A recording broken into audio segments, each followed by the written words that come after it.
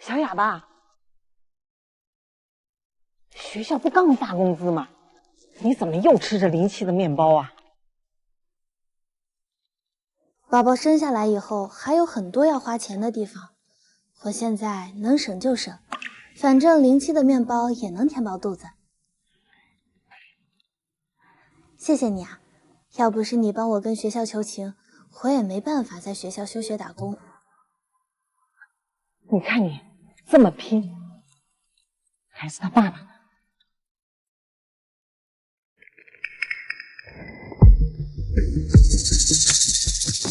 他怎么会知道孩子爸爸是谁？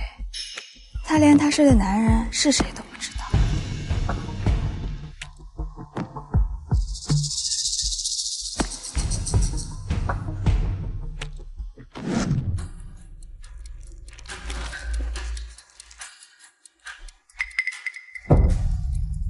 小哑巴，你让我们好找啊！今天学校有大人物要来，校长特意嘱咐呢，要保持校园整洁。怎么偏偏把你这个脏东西给拿下去？给我带走！哎，你们干什么？你们放开他！你们放开他！哎，你们。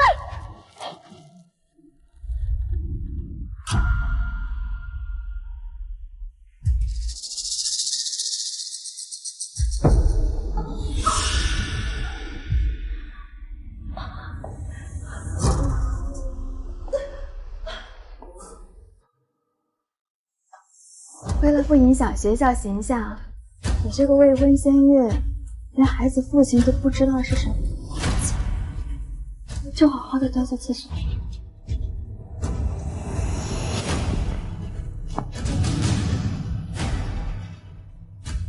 我的肚子好疼，他流血了，该不会有什么事儿吧？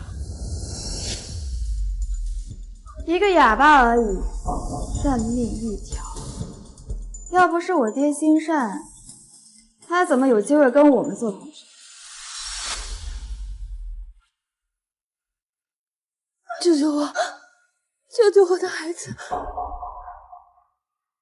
把手给我撒开，别挡着我们去迎接恒泰集团总裁的入口。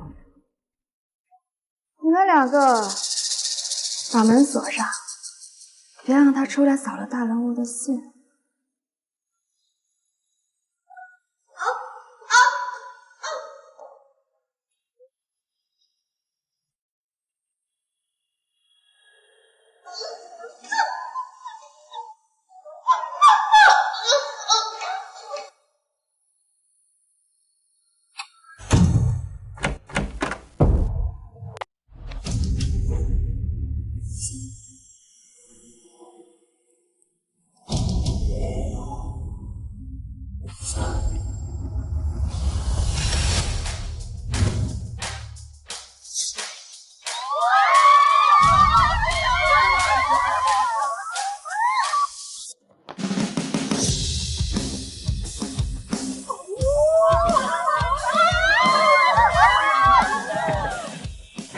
副总，你要给学校捐赠好几栋大楼的事啊，学校传遍了。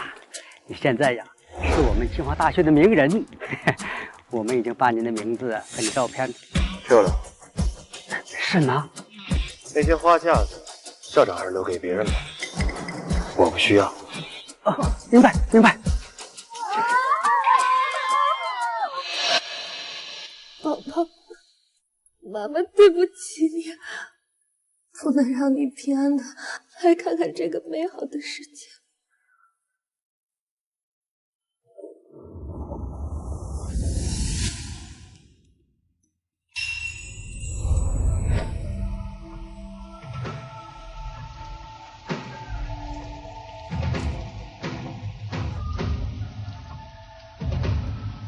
你到底是谁？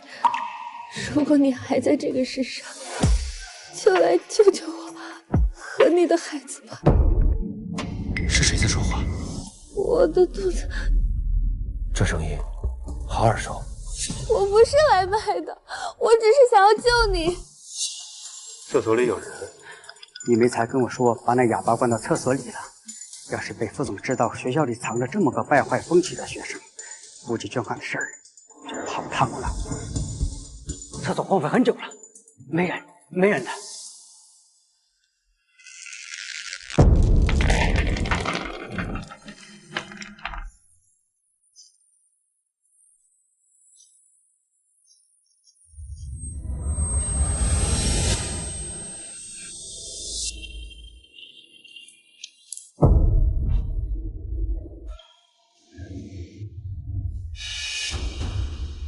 是他，副总。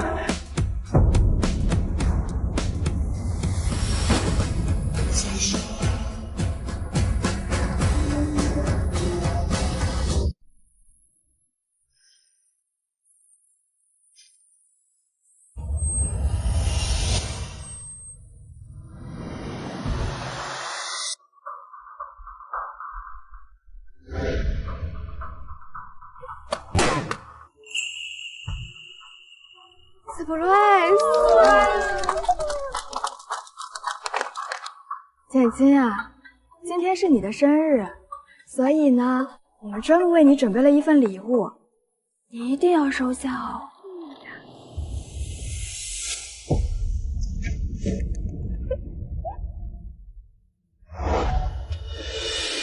没礼貌，连句话不说就想走。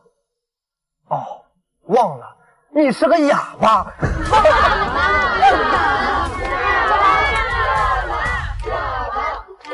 我们给你送礼物，你就应该感恩戴德的接受，怎么能转身就走呢？我们一起来玩个小游戏吧。这样，你只要从学校门口走出的第一个男人面前，亮出这个牌子，这个礼物才算完成哦。我不做，我要回家。你要是敢拒绝我们，隐蔽的父亲可是这所学校的校长，开除你就是一句话的事儿。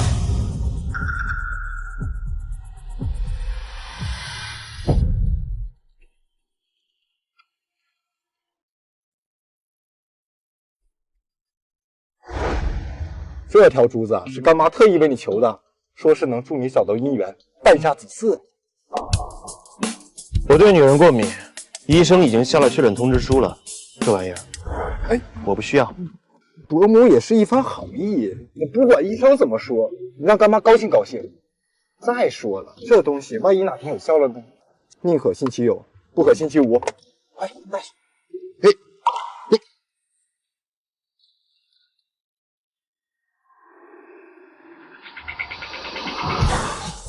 来了来了！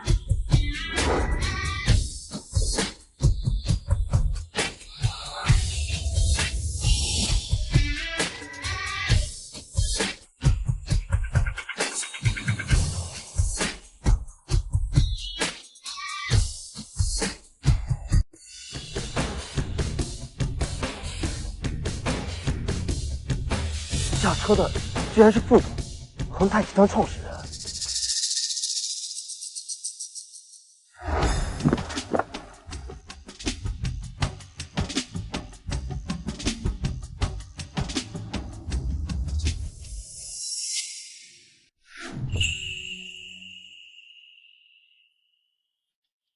走。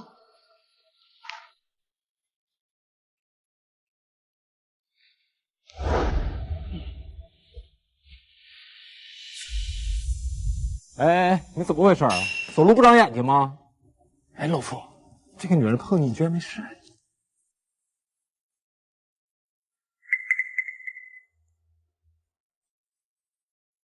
这下有好戏看了。听说副总不喜女人，而且道德感极高，还有洁癖。要是被这么个小哑巴就这样凑上去，那个贱女人以后就有好日子过了。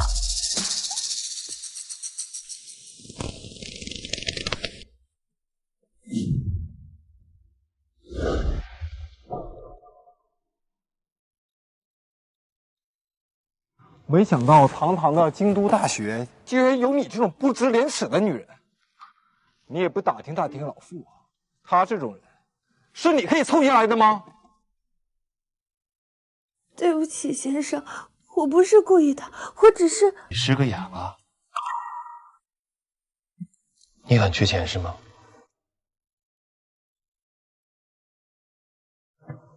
张姐，给他一笔钱。不是吧，老傅，你吃错药了。这种女人一看就很恶心，你管她干？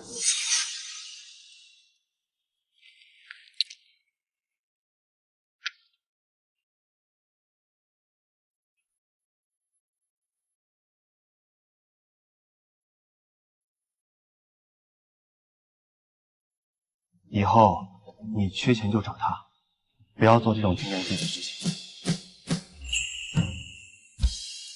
我家又不是收容所。闭嘴！我们走。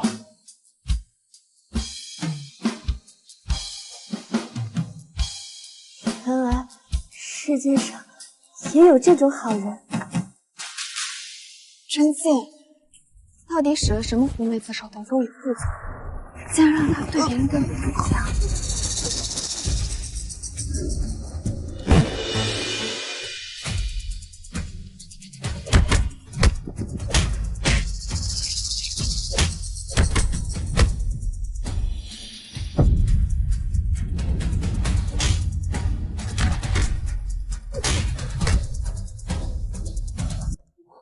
？6条。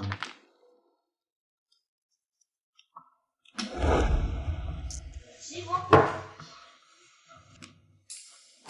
哎，好了，哎，清一色。哎呀，什么烂牌这是？舅妈，能不能给我一点钱？我想去看医生。还敢要钱？我说我今天怎么这么倒霉？原来有你这么丧相！我滚，有多远死多远去！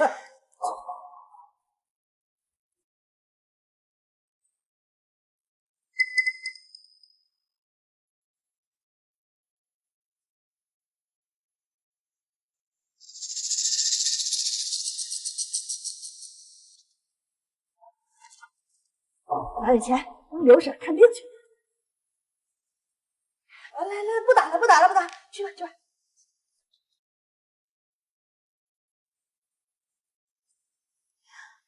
小阿强，你今年有20了吧？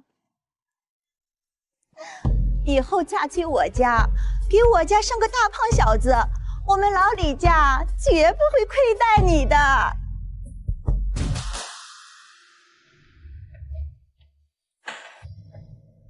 刘婶，我可以自己去医院的。哎，小贱人，你想跑不是？你舅妈可刚刚以10万块钱的价格把你卖给我家当儿媳妇了。我不去，你儿子是个傻子。你个小贱人，我还没嫌弃你是个哑巴呢，你还敢嫌弃我儿子？走，等你跟我儿子生米煮成熟饭了，我看你老不老实，给我走！啊！你个小贱人，你敢有老娘？你看老娘不弄死你！你们这是干嘛呀？这是给我追啊！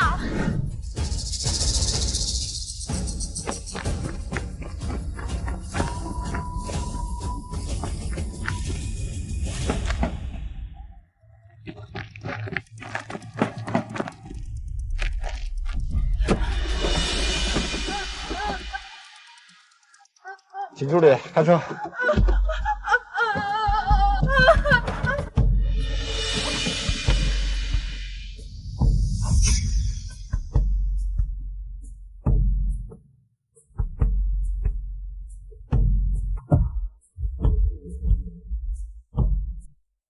上车。不是吧，老傅，这丫头一看就目的不纯。反正她要上车，那我就下车。那你下车吧。你，秦特助，帮唐医生开下车门。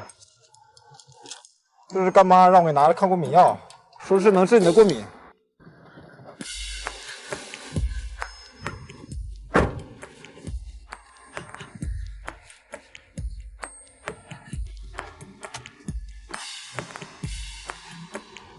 老傅啊，老傅，以前怎么不知道这么重色轻友啊？哦，这个才是过敏药，那个却是催情药。老傅，老傅，等等啊，老傅！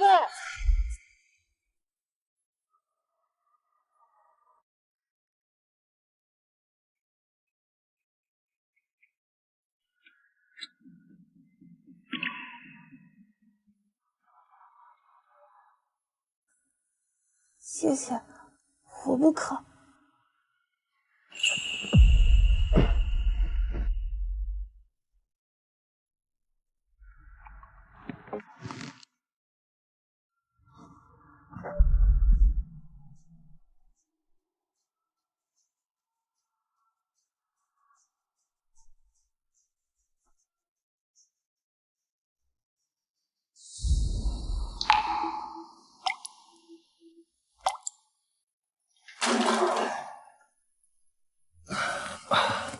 我怎么这么热？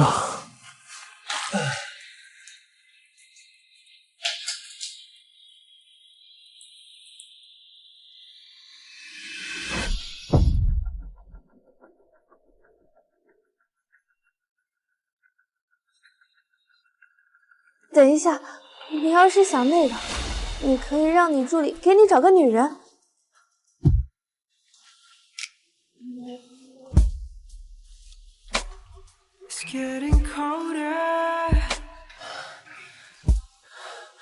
出去，出去！哎呦，唐小少爷呀，你怎么能把催情药给副总呢？这下来不及了，副总已经吃完了。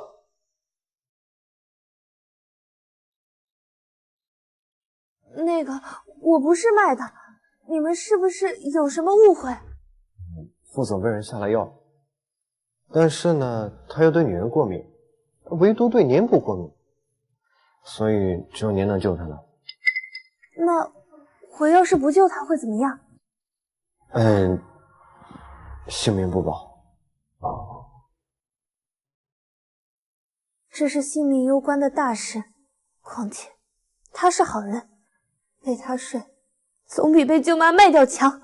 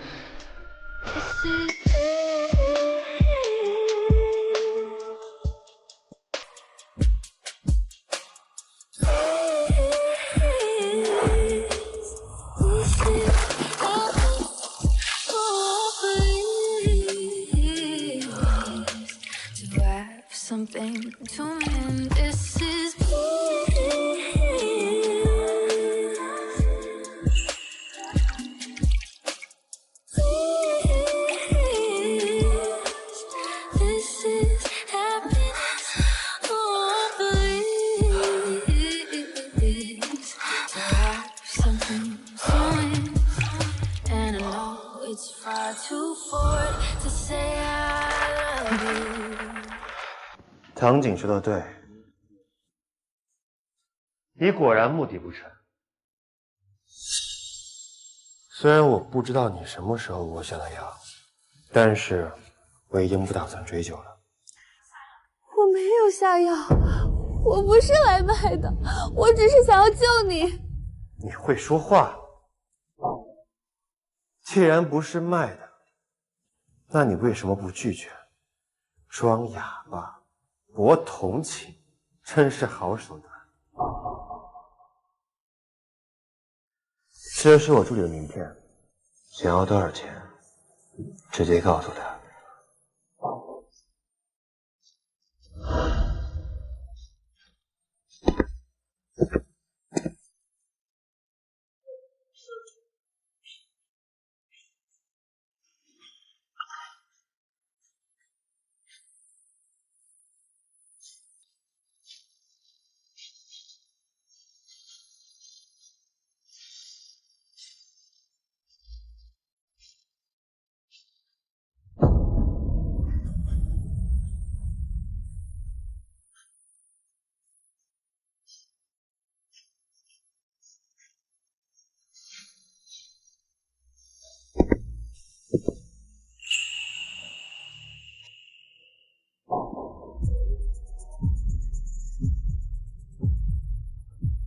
这是你朋友的佛珠，可不可以替我还给他？这天大的便宜，也算让你吃上了。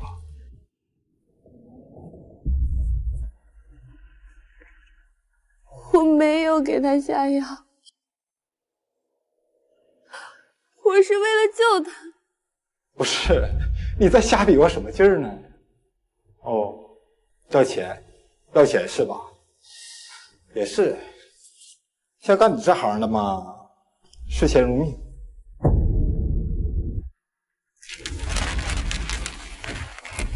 老傅他没尝过女人的味道，所以多的钱算是给你的小费，辛苦了。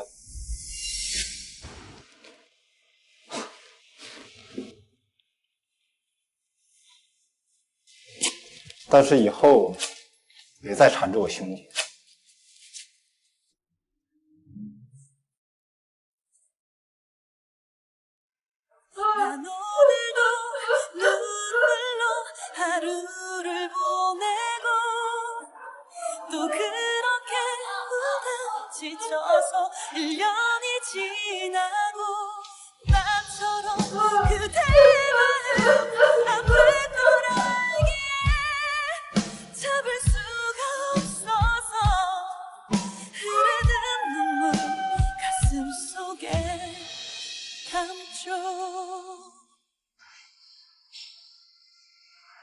唐医生，等等，怎么了，美女？这是我在房间收拾到的东西，我不知道是谁的。是你的吗？房间里还有人吗？没了。难道是我错怪她了？她不是那种女人。同学们，刚才呢，我们讲完上节的课以后呢，接下来请看大屏幕，咱们看看我们的定数啊，定数3。怎么办？我怀孕了，可是我没有钱打掉这个孩子，怀着这个孩子我还怎么读书啊？简青呢？简青，简青呢？那个死丫头在哪儿呢？这里是课堂，你们是谁的家长？这么没有礼貌！什么礼貌不礼貌的？我告诉你，简青这个书啊不读了，我现在就带她回家嫁人。那死丫头在那儿，给我让开！走，回家！我不去，我不去嫁人，我要上学，只有上学才有出路。什么他妈出路？怎么打人呢你？啊，老子给你脸了是吧？我告诉你，就算你把这个书读出来，能找到什么工作？人家老王啊，家里刚拆迁，只要你嫁过去，那得给30万的彩礼呢。没有你们这样的家长，居然拿孩子的前途换钱。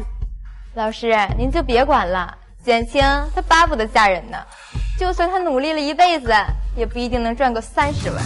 这位同学啊，真是太有远见了。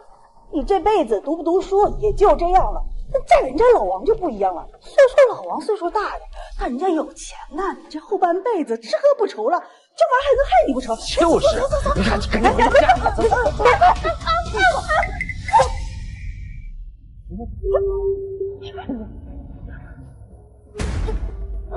怀孕了啊！你个死丫头，竟然怀孕了！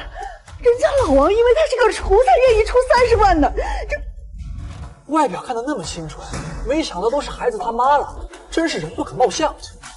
说，孩子的爹是谁？那个野男人是谁？我不知道，我不知道，不知道？哎，你不知道是哪个男人，你就跟他上床，这是个不要脸的贱蹄子！哎呀，估计呀，不是不知道，而是不知道是谁的，玩的真花。对啊，怎么会怀孕呢？真是不知羞耻。30万的，我的30万的！你想读书是吧？老子看你大这个肚子这么多，以后休想再花老子一分钱。咱们走。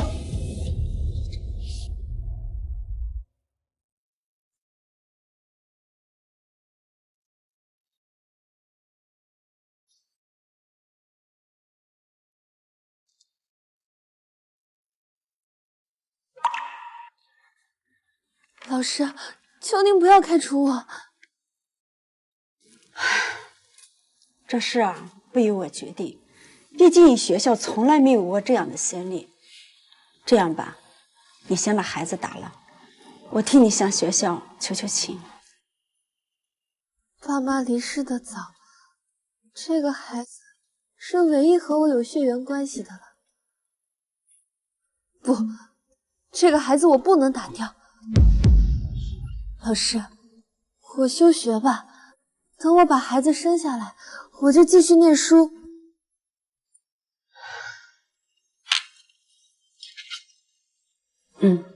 就这样决定吧。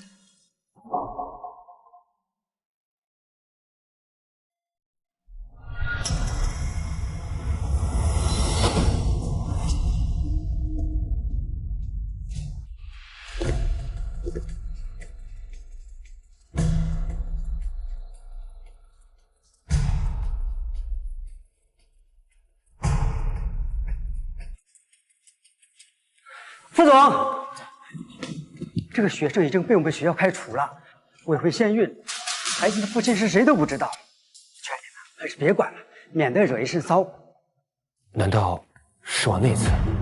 副总，您放心，我绝对不会允许这种道德败坏、不知廉耻的学生毁了我们清华大学的名誉。副总，今天不是要谈专款的事吗？滚！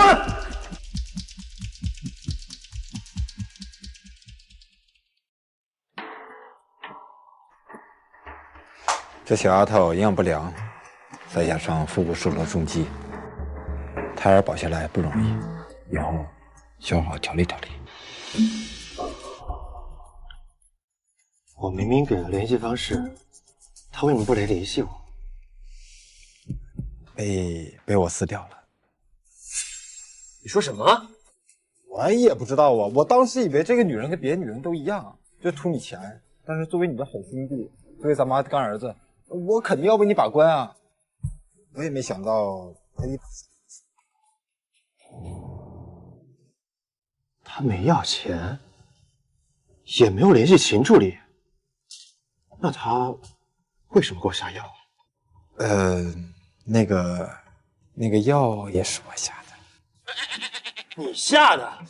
我也不知道，当时我是要给你拿抗过敏的药，那谁知道我拿成了催情药？再说车里太黑，我没看清楚。那个催情药也是伯母给的。我没有下药，我不是来卖的，我只是想要救你。原来他真的只是为了救我。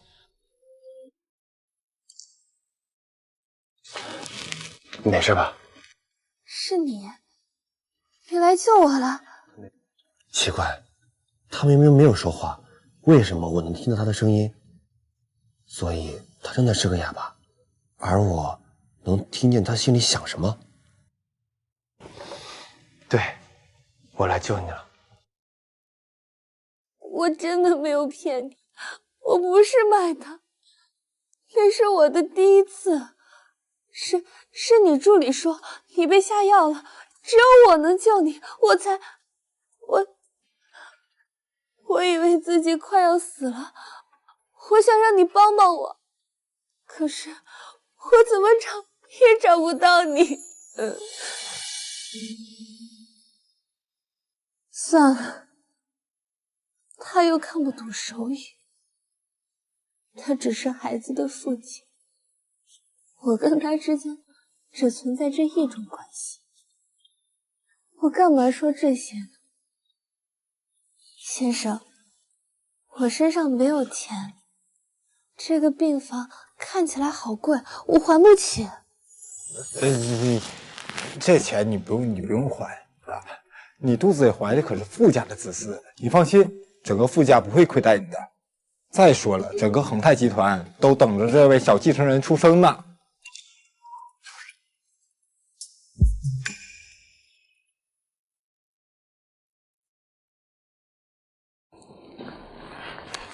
唐静，你跟我出来。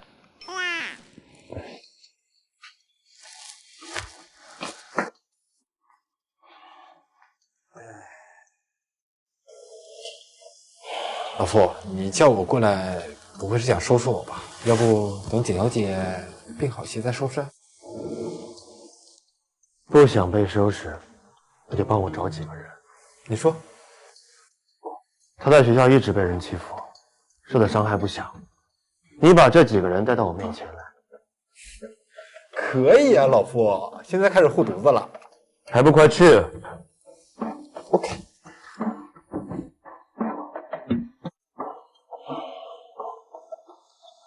妈，你给我找的那串佛珠是从哪儿求来的？是找了一位得道高人，听说他的东西特别灵，这串珠子呀，只要戴上就能保证你多子多福。我花了好大的价钱呢。难道真的是那串珠子搞的鬼？怎么，你给妈找到儿媳妇了？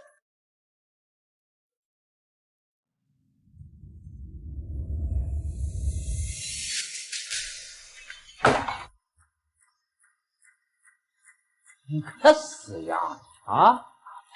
出这么好的病房，你有这钱怎么不说拿出来孝敬孝敬你救救我呀？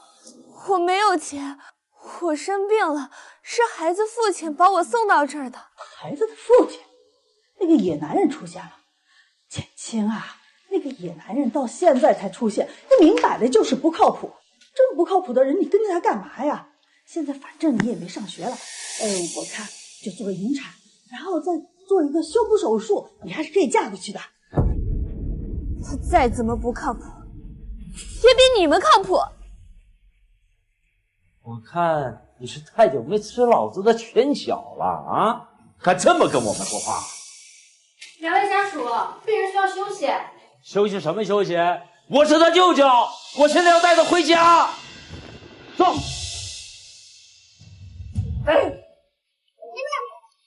我不去，你不是我舅舅，你只知道拿我去卖钱，我没有你这样的亲人。哎，你个死丫头，你油盐不进是吧？啊！今天我非得把你肚子里这个孽给打出来！打！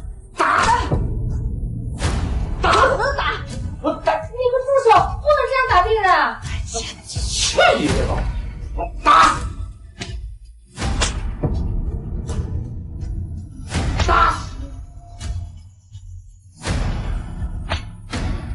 你也容易打出来，打死他！打死！副总，不好了，简小姐出事了。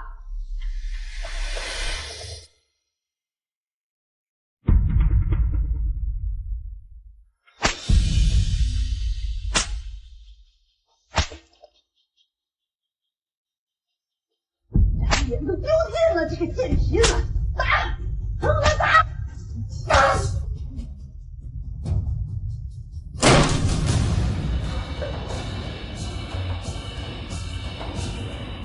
打！是那个王八蛋！是什么东西敢动我的女人？哎，他女人。没事吧？哦，原来就是你这个小白脸儿搞大了我外甥女儿的肚子呀！哎，你还敢踹我？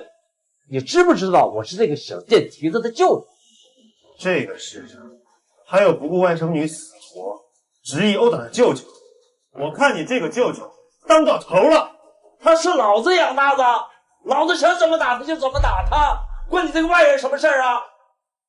既然她是你的女人，那我外甥女现在怀了你的孩子，你得给我30万的彩礼，不，60万，区60万，我就把他给卖了。哎呦，你小白脸好大的口气！你有60万吗？哎，简青，你可得拎清了。这个男人要是真的有钱，早就带你去过好日子了，把你带回去吃香的喝辣的，怎么会让你休学去打工，成面黄肌瘦的？我妈看着我都心疼。你心疼？你有什么脸心疼？我现在这样，都是拜你所赐。没脸不要脸，赶紧跟老子走！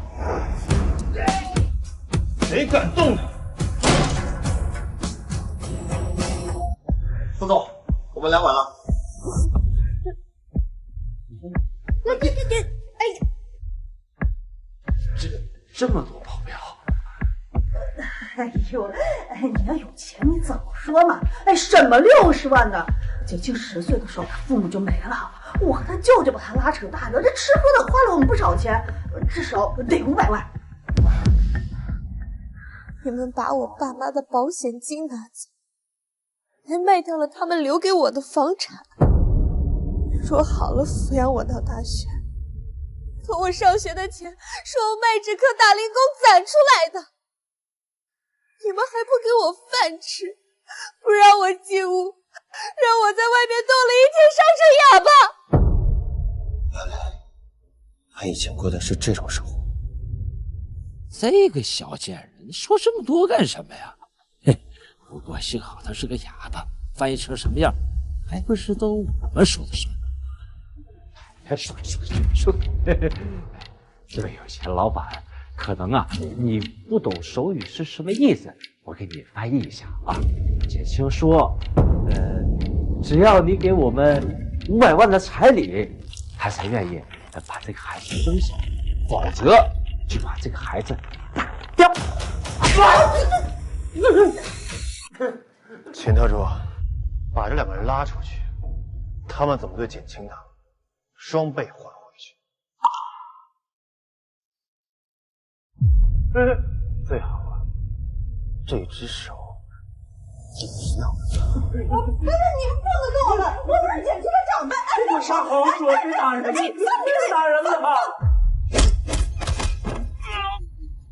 别打了，别打了，简青啊，再帮你求求情啊！别停！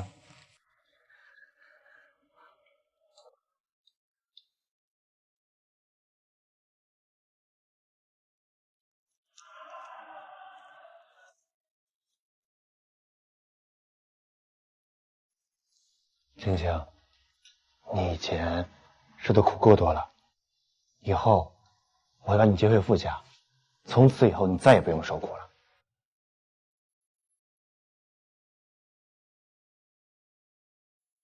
我真的没有给你下药，我那天真的是想帮你。不信，你可以问你的助理。我相信你。真的相信我吗？我不想让你以为我是那种为了过好日子所以缠上你的女人。简青，只要是你，我都相信你。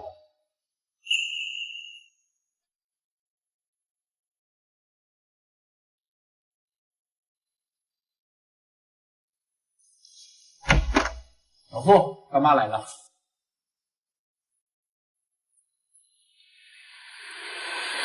你就是怀了我们傅家子嗣的那个小孕妇？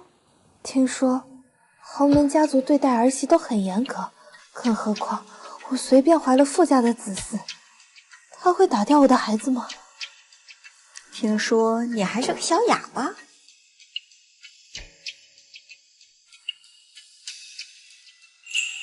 可怜的孩子，你的事情呀，唐景都跟我说了。你放心，你已经怀了我们傅家的子嗣，就是我们傅家的人，以后啊，再也不用看任何人的脸色行事。你舅舅舅妈也别想再欺负你。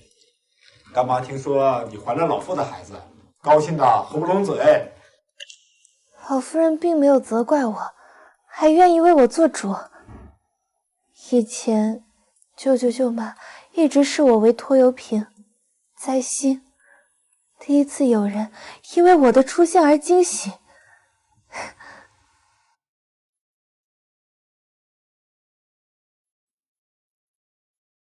谢谢老夫人。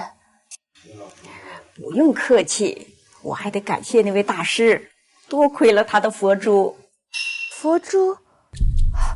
完了，我把佛珠丢到了学校洗手间，那串佛珠肯定价值不菲。妈，那串佛珠被我搞丢了。搞丢了？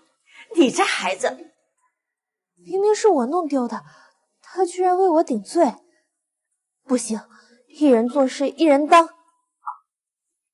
不是的，老夫人，那串佛珠是我弄丢的。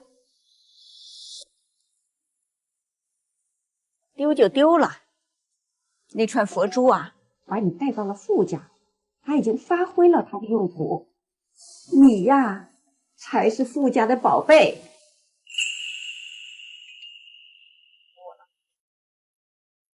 可那串佛珠一定很贵吧？不贵，也就几百块钱。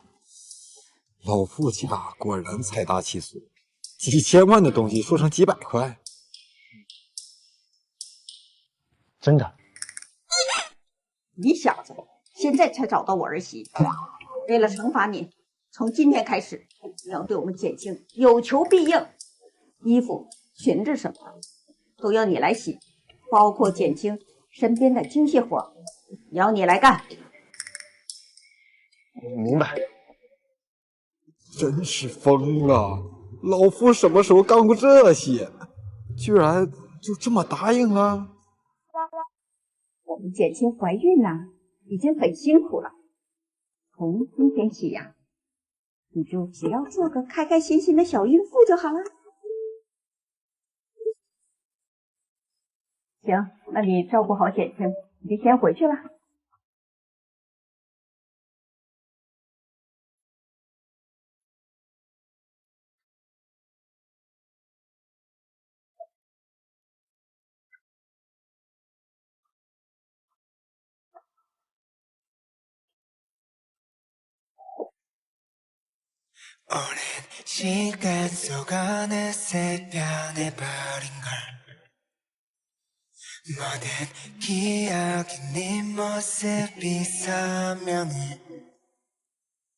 조금씩 모르게 커져버린 비밀 습관처럼 붙어있던 날들 난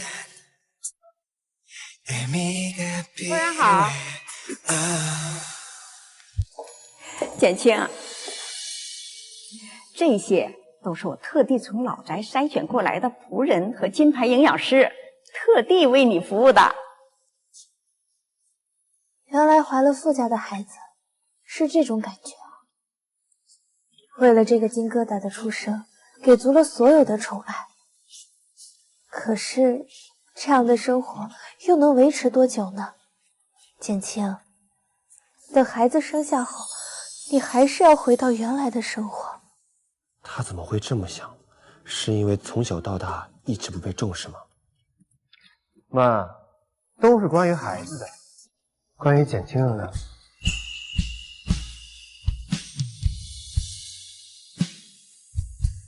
还要你说啊？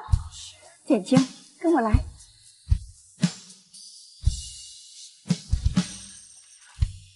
下去吧。来，坐。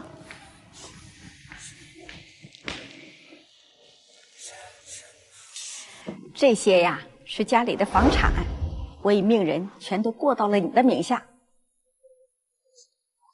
这个呢是刚收购的商场，你身子不方便，让韩生代为管理。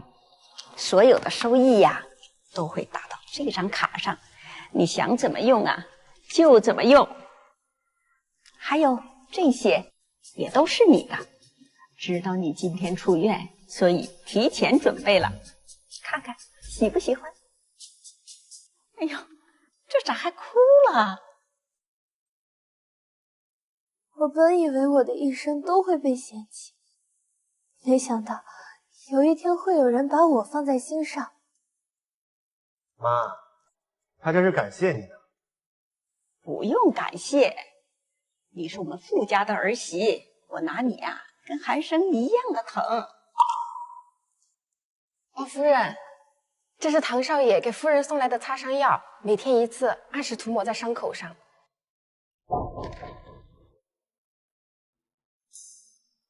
擦药的事啊，以后就你负责了。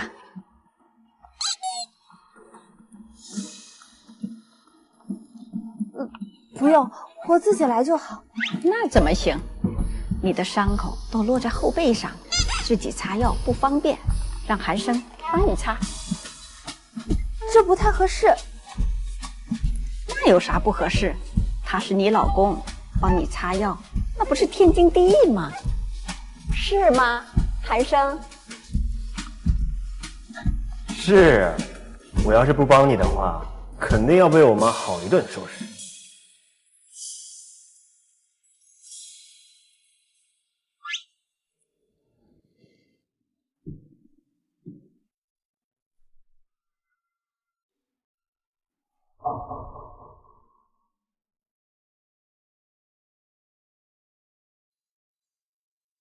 要不我还是自己来吧，真的不用麻烦你。我们是夫妻，以后还有很多事情需要我们去做。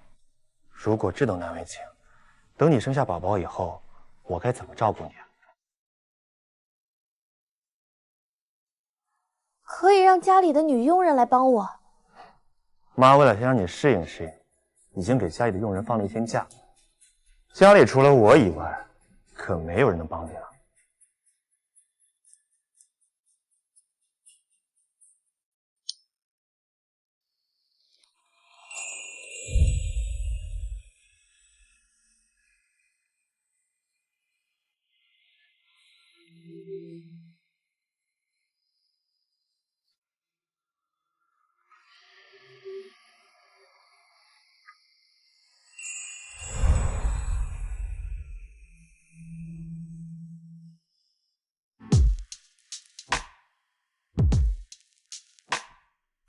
我的心跳得好快，感觉快要蹦出来了。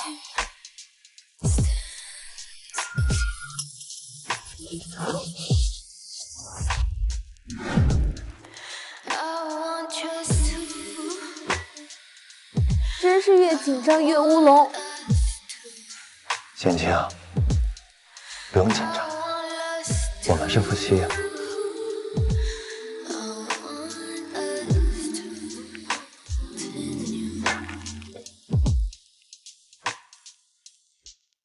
你好好休息，我出去一趟。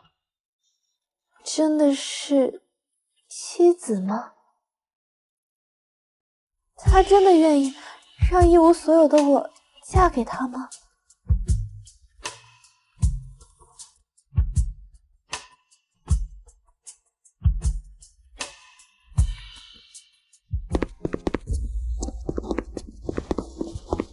欺负嫂人找到了。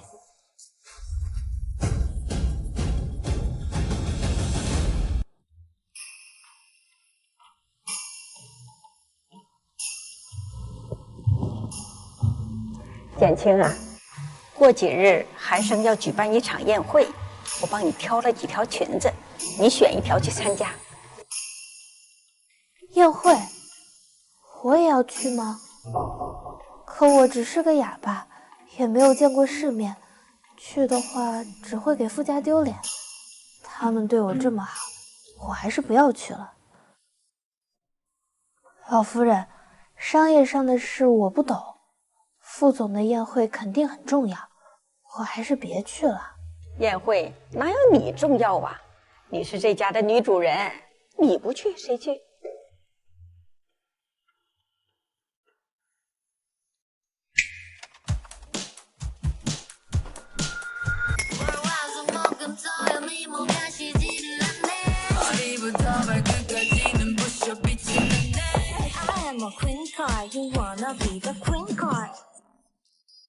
看看，喜欢哪一条？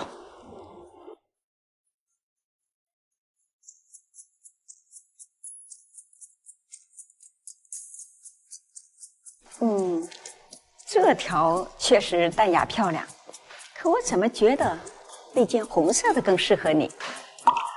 我们简青皮肤白，穿红裙子更衬肤色。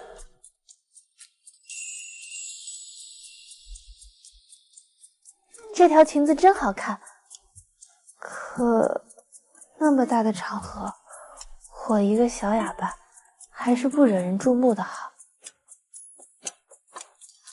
太高调了。我们傅家人做事一向高调，就这条了。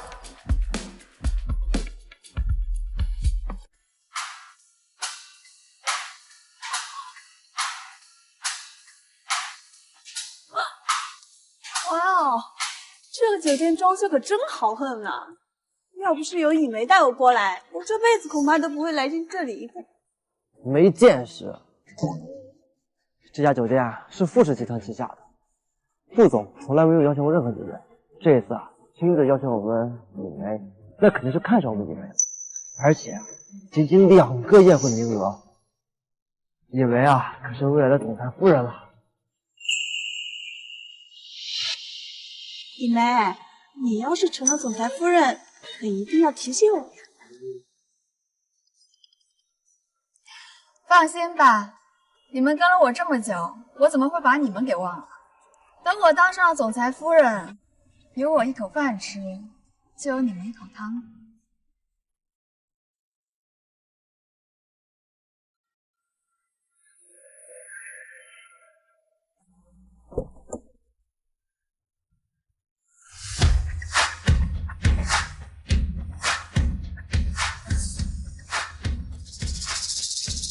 哎，以梅，简称那个穷鬼为什么会来这个宴会？我说呢，怎么把学校的工作给辞了？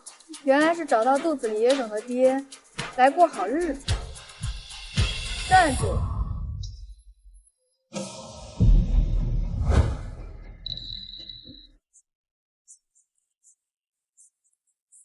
姐姐啊，这才几天没见，就长本事了。见到我们这几个老同学，也不敢打声招呼。他怎么好意思来打招呼呢？一个女大学生攀上了一个可以当自己爹的土大豪，传出去啊，都笑死人了。我看那个男的估计已经有孩子了吧？当小三儿滋味怎么样啊？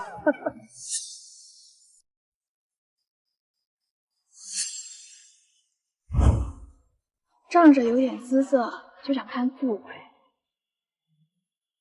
我听说老男人那方面不行，需要吃药才能解决。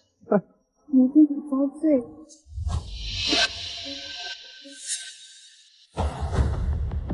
你还敢打我？以为有老男人罩着就能爬上上层人的圈子了是吧？我告诉你，穷人就是穷人，一辈子抬不起头。死哑巴！以梅可是副总亲自邀请过来的，副总从来不跟任何女人亲近，这一次啊亲自邀请以梅，那就说明以梅以后可是集团的总裁夫人，而你连以梅的一根手指都比不上。你这个乡巴佬知道副总的名堂吗？那可是整个江城的太子爷，得罪了他的女人，你就是有10条命都不够配。我没有，我不是，你们不要再说了。以梅，刚才他把你手弄疼了，那我们再好好的教育教育他。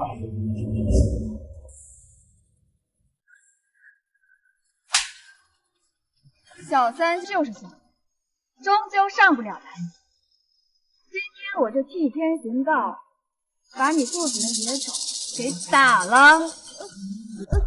可他背后有人啊！总伙，出了什么事儿？不是还有我吗？还敢反抗？看我怎么打烂你的脸！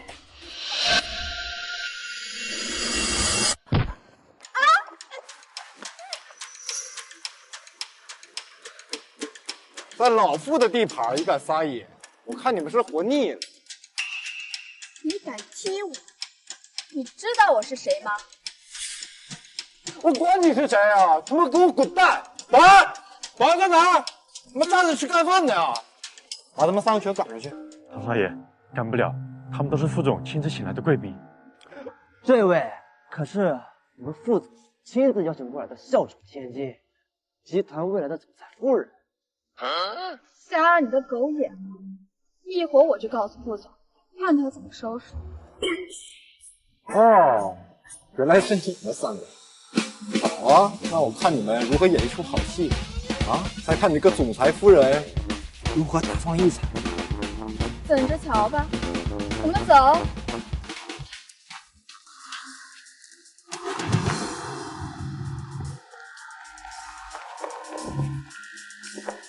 嫂子，你没事吧？我答应老夫要照顾好你，但是我还是来晚一步。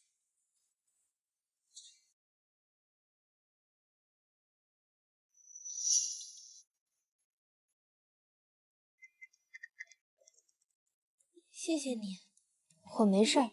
你要是有事儿的话，就先过去，我一个人可以的。行，嫂子，那有什么事给我发信息。我先走。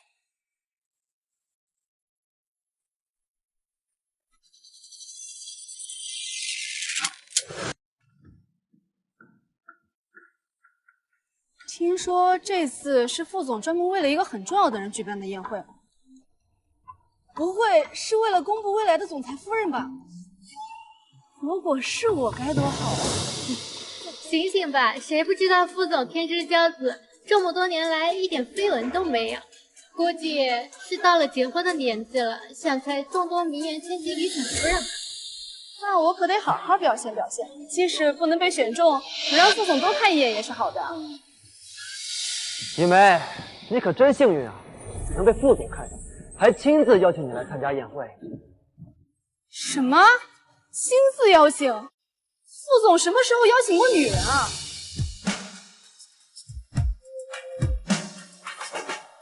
那就说明我们以梅的身份是未来的总裁夫人呀。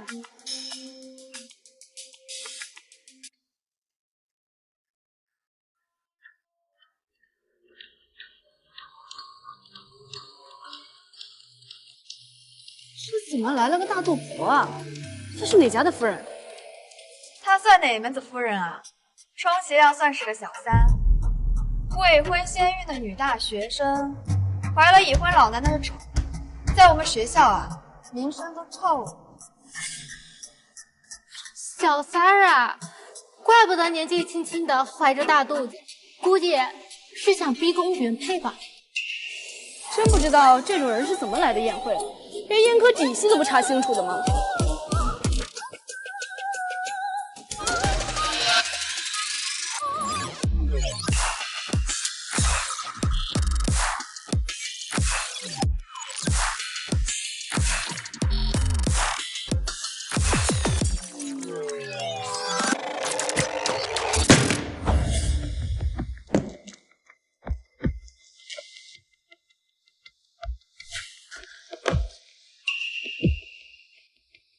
这个女人啊，家里都穷得揭不开锅了，本来是个哑巴，要不是上了老男人的床，这辈子都进不了这种上层圈子。原来是个残疾人啊！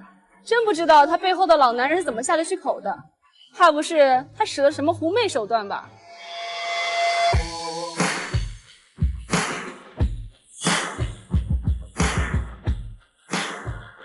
副总来了！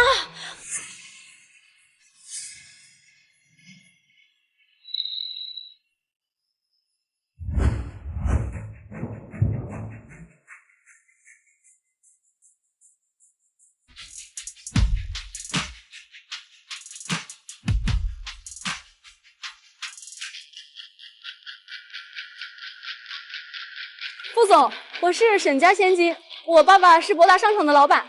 副总，我是陈家的千金，我爸爸是申乙新能源的总裁，与你有合作。我是丰科房地产千金，副总。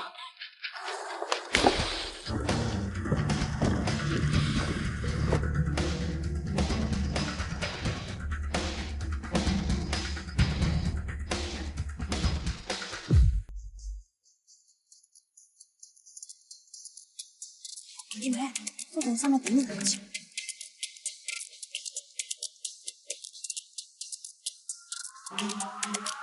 副总，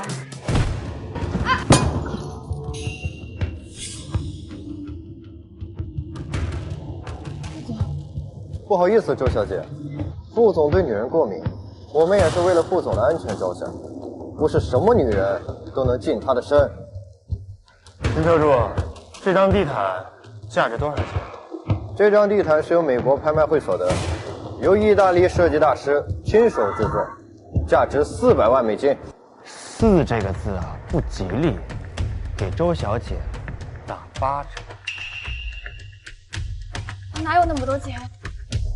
没钱没关系啊，签下欠条可以慢慢还。真以为自己得到了副总的青睐，我看啊是想攀高枝想疯了。副总对他根本没那意思，还说自己是未来的总裁夫人，真是小子。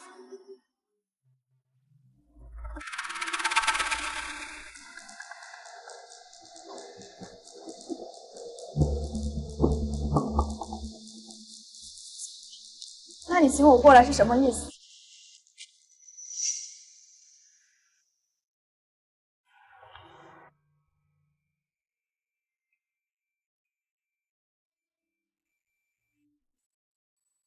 听说副总最讨厌身边的人穿红色了，这丫头死定了。谁让他闯进不该闯的圈子，也不知道他背后的男人是谁，估计要一起遭殃。原来傅寒生不喜欢红色，是我触犯到了他的禁忌。那他也会像收拾周以梅那样收拾我吗？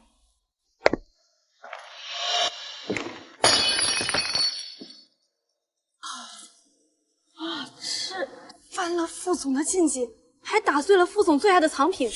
我听说这如意瓶价值3000万呢。他家这么穷，估计打工打到130岁也还不起吧。副总，这个女人也打碎了你的花瓶，是不是也该赔偿？对不起，我不是故意的。过来。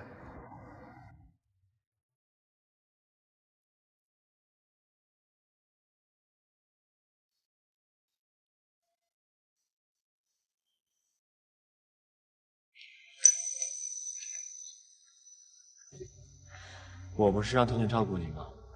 怎么还受伤啊？秦特助不是说副总从不近女色，这摸他脸什么意思呀？是他干的。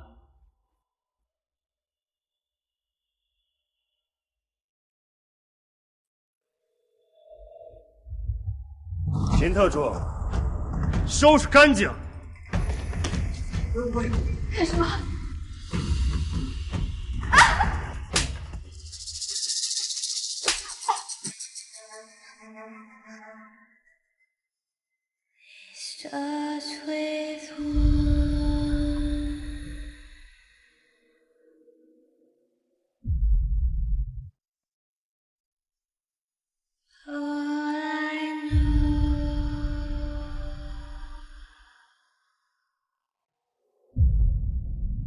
这什么关系啊？这什么情况啊？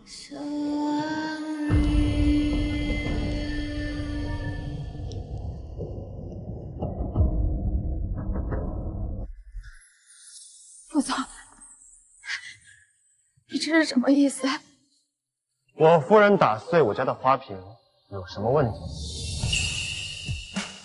整个复式都是她的，就算我夫人想烧了整栋别墅，那也是她喜欢。什么？太太？她居然是副总的太太？那她肚子里怀的是傅家的子嗣喽？你刚刚问我叫你过来是什么意思？当然是为了教训你。刚才你打了我夫人几巴掌，我已经还给你了，但是你打人的这双手得给我废了。怎么可能？他怎么可能会是你夫人？你是个哑巴！敢动我们的夫人，找死！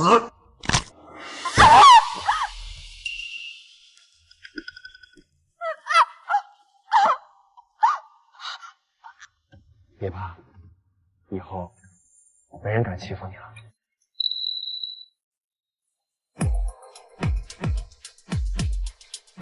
拉下去，撤掉他父亲的校长职位，撤查他们家关系网，全城封杀。至于他这双腿，也给我废了，然后赶出疆场。明白？带走。不要，不要！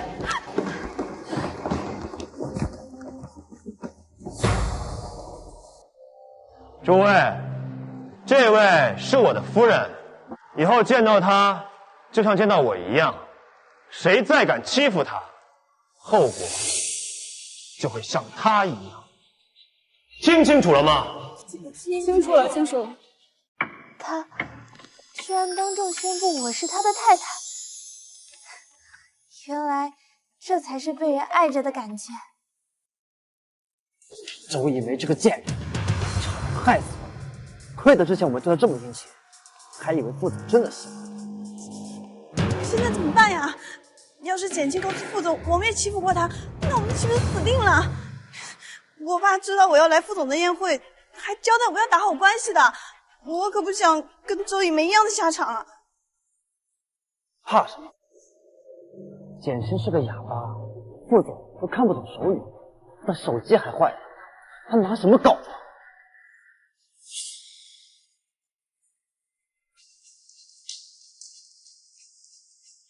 副总，我们是简青的同学，我们关系很好的。是吗？当然，我们平时关系特别好，我们很照顾他。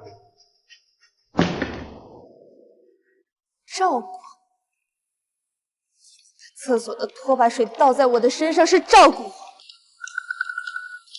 你们往我裤子上倒红色的墨水是照顾我，你们用胶水涂抹在我的嘴巴上、头发上是照顾我。原来他在认识我之前遭遇了这么多痛苦的霸凌。简青，你不用这么感谢我们的，这是我们应该做的。既然你们这么照顾我夫人，那我也送你们一样东西。谢谢副总。副总，我们家是做广告的，一直想跟您合作。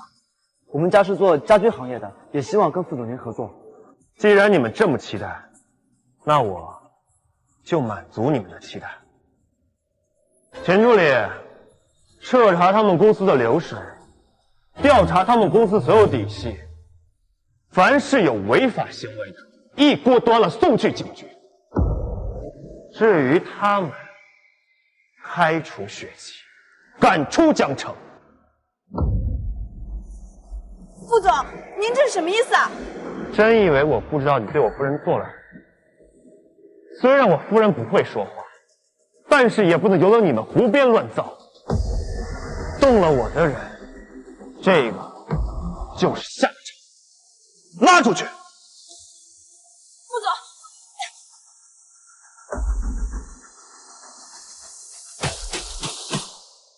原来这次宴会是特地为我举办的，给我挣名分，还把那些欺负我的全给收拾了。傅寒生，你对我这么好，我越是依赖你。我跟你本来就不是一个世界的，我该怎么办？真香，你是我夫人，我这辈子只有你一个人，所以大胆的依靠我吧。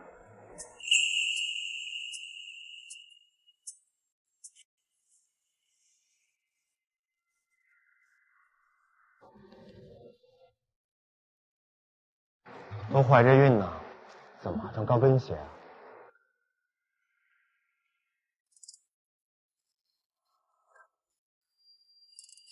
今天是你的宴会，我担心穿得太随便了会给你丢脸，而且这跟也不高。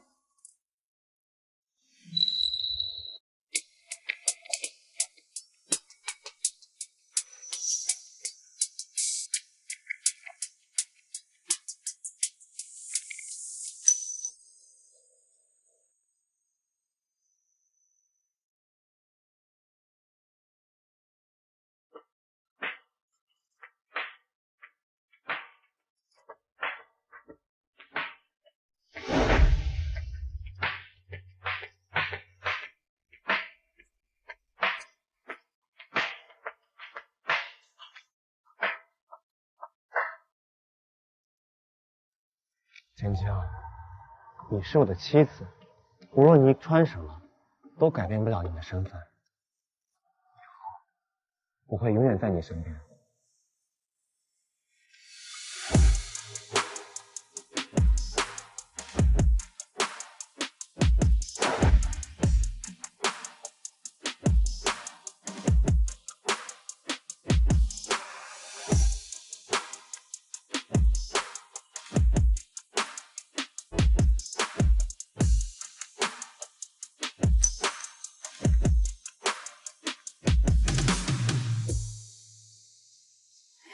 哎呦，宴会上的事啊，我都听说了，干得好，不愧是我的儿子，颇有你爸当年的风范。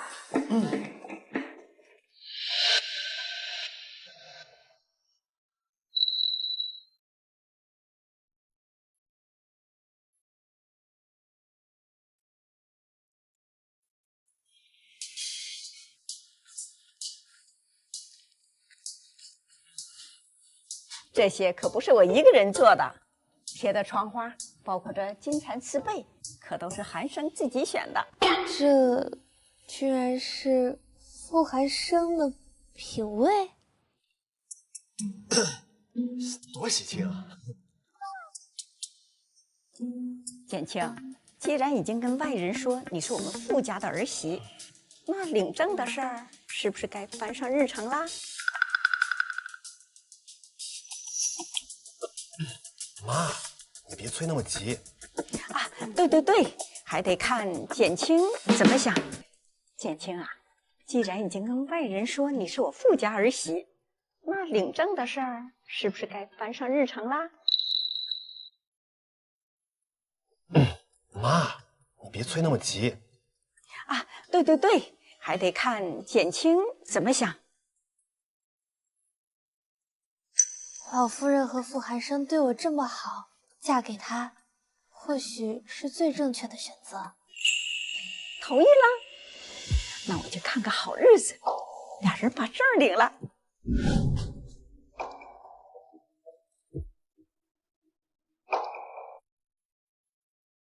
今晚我真的要和傅寒生睡在一起吗？这种感觉真奇妙。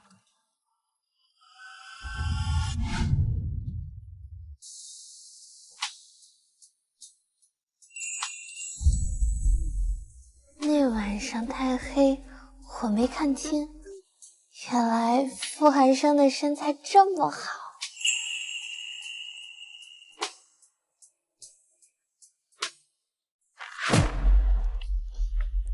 不行，我还怀着孕，医生特意说了不能那个，我该怎么拒绝呢？想什么呢？你是孕妇，需要良好的睡眠。我这沙发。好尴尬，原来是我误会傅寒生了。傅太太，我不是那种为了自己的私欲不顾老婆死活，用下半身思考的男人，这种事儿我做不出来。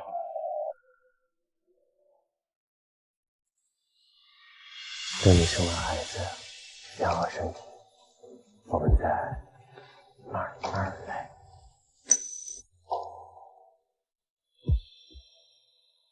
怎么感觉他知道我在想什么？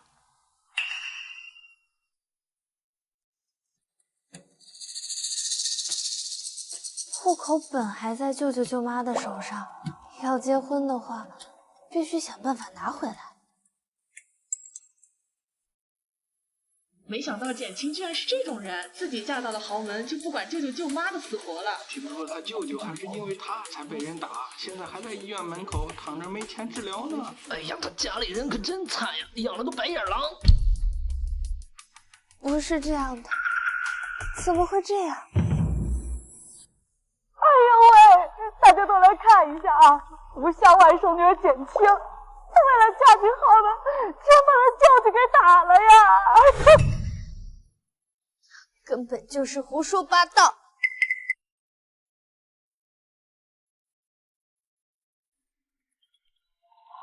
姐姐，你总算是联系我们了。你们凭什么胡乱造谣？谁让你把我和你舅给拉黑了？你现在有钱了，我们还穷着呢。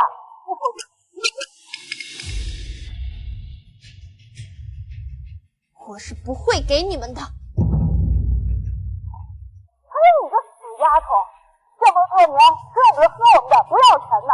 你现在有钱了，就不让我们穷亲戚了。我告诉你啊，你要是今天不给钱的话，我就缠上你。反正老娘有的是时间。哎呀，大家快来看看呐！哎呀，不孝孝的外甥女简青啊！快来人呐！不孝外甥女简青，我们2口子都要掏心掏肺的，没想到她为了嫁进豪门，把她舅舅给打了呀！哎呀，可人呐！就她就是那个不孝的外甥女，一要了罪，她是半分都不肯出啊！我们实在是没有钱治病，这才出此下策，大家给我评评理呀！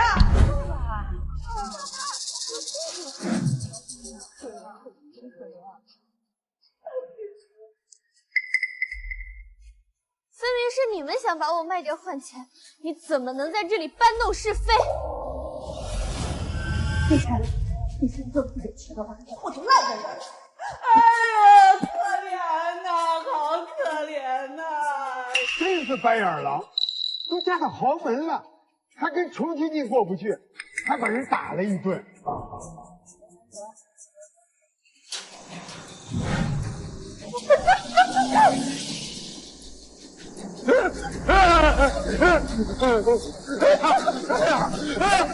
别过来！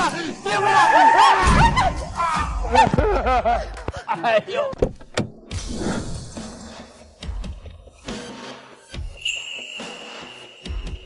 没事吧？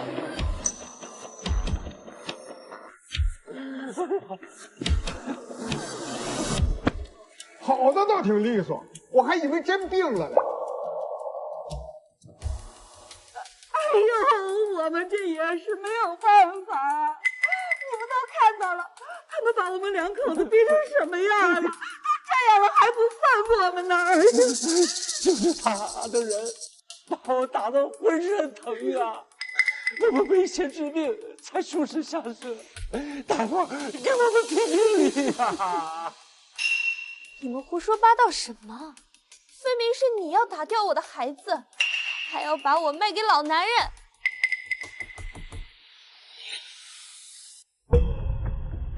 哎呦，简青啊，都这个时候了，你还在怪我们挡了你等阔太太的发财路。但不管你怎么爱慕虚荣，你也不能找人把你舅舅给打一顿呢。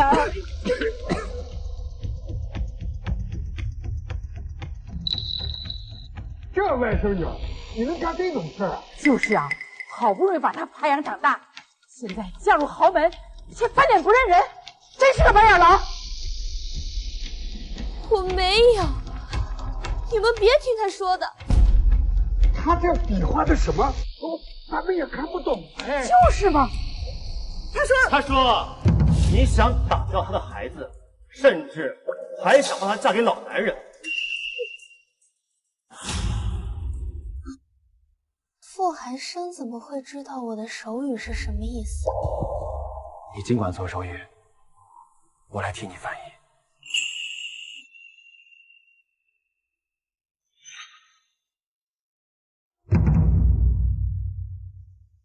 10岁那年，你们私吞了我夫人父母的保险金，承诺会把她养大，结果却逼她做童工，为你们赚钱。12岁那年，因为洗坏你们一件衣服，你们把她赶出门，害她烧成哑巴。15岁那年，你们为了还债，偷了她自己赚的学费，甚至还想把她送进按摩店打工。18岁那年，你们偷偷篡改了她的高考志愿，甚至还想把她卖给傻子，换取彩礼钱。这女孩真不容易，这么多年受这么多罪啊！抢走人父母的保险金，还用这个女孩作为他们的血包，真是不是个人呐！你个贱人！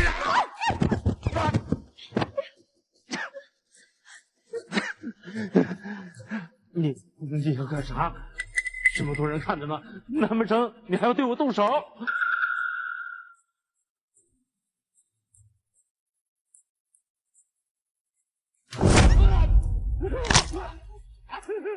你不是说我夫人为了嫁进豪门，不惜找人把你打成重伤吗？看来还是打得不够啊！秦特助，明白。那这些就当你的医药费。钱！这么多钱，我能还清还债了。哎呀，你怎么这样？哪来那么多事儿啊？你户口本呢？要户口本结婚呢，一口价500万。哎啊，500万！你疯了！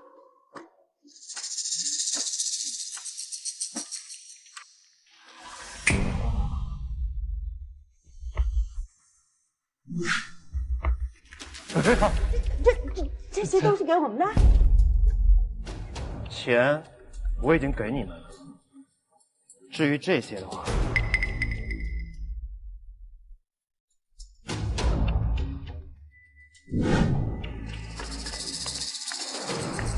一巴掌1万块，打多少给多少。啊！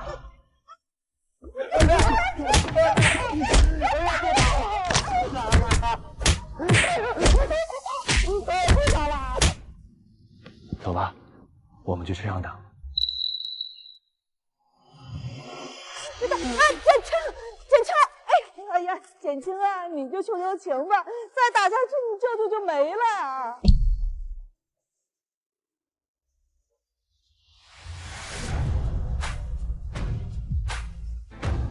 原来你们也会害怕呀，这点伤就受不了了。那你们曾经对我呢？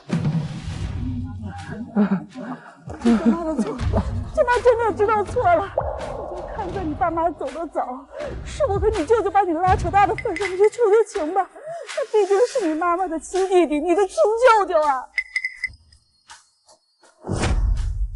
我的前半生被你们用这样的话欺负过多少次了，又来这一套，有意思吗？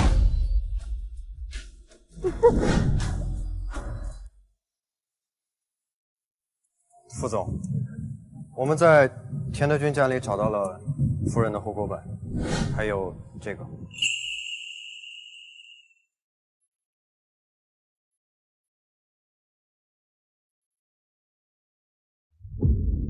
简泽民，他不是为我捐赠心脏的那个人吗？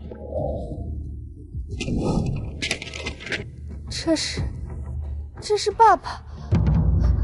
不对，这不对，爸爸明明是心脏衰竭而亡，怎么会捐心脏？简青，岳父是因为什么事情而死亡？是心脏衰竭。把他们抓起来！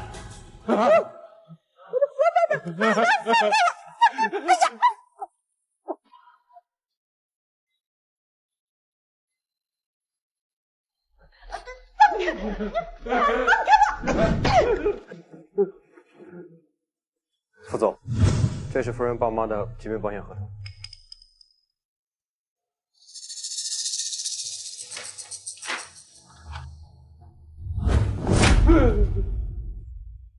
到底是怎么回事？快说！是这个死不了，他姐姐的爸爸死了，我们怎么拿到钱？你个混蛋，你还怪我！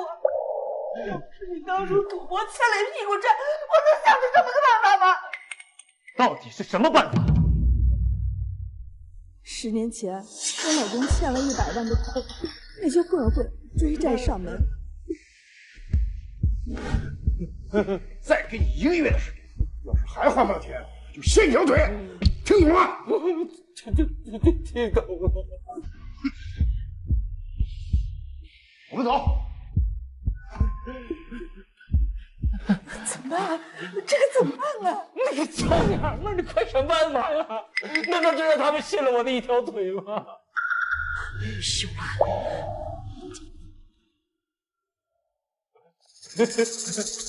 好。我记得简青他爸妈买过重疾保险，于是就串通了医院里的一个医生。医生，您看怎么样？只要愿你出这个假证明，事成之后我给你50万。不，60万。事成之后不用你们给我钱，但我要这个人的心脏。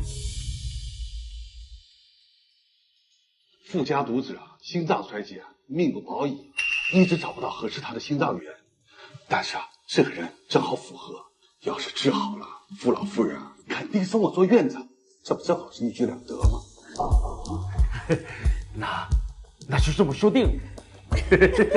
太好了。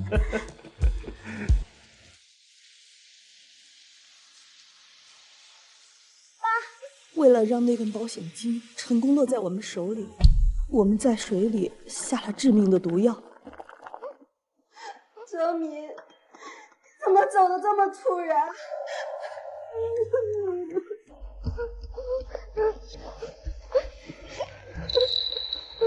姐，你哭了一整天了，嗓子疼，喝点水吧。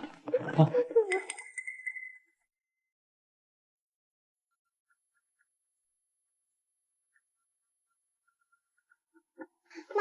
妈懂了，我只是你了。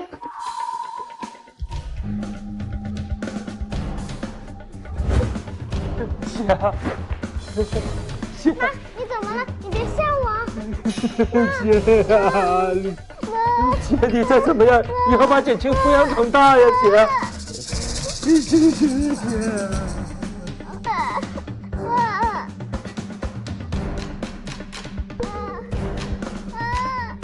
别哭啊，我的姐。我们以简青他妈思虑过度而去世为理由，把下药的事儿隐瞒过去。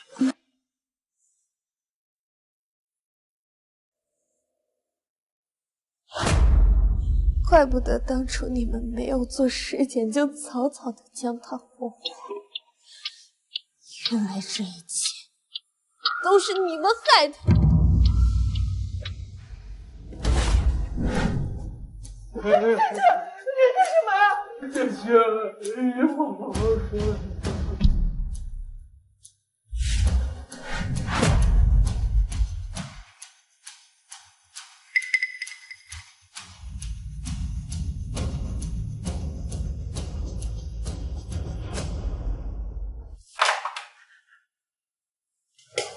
简青，你前半辈子已经够苦了，我不想你后半辈子活在杀人的恐惧之中。副总，那名医生我已经让人抓了，警察在来的路上。他们杀了人，还骗取了保险金，警察自然会处理的。你相信我好吗？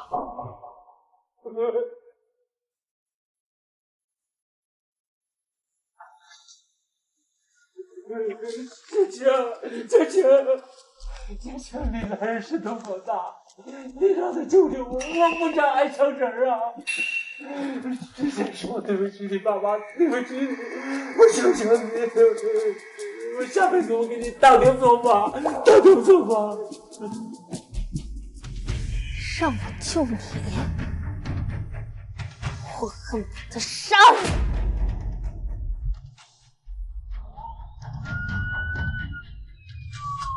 钱特助，你楼上处理。明白。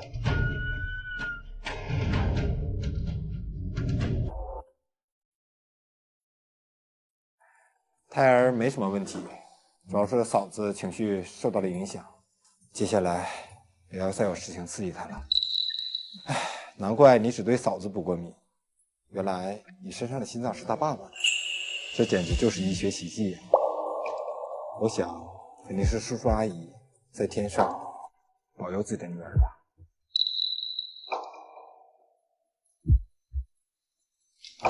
简青，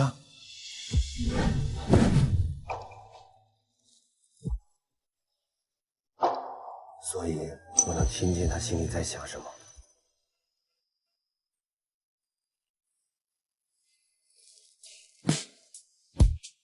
德军和秦桂芳已经被警察带走了。接下来，我会替岳父岳母照顾你。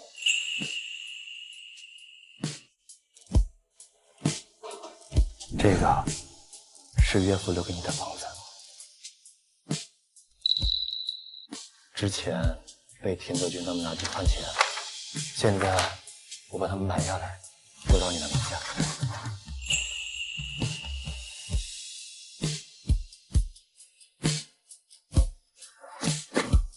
不客气。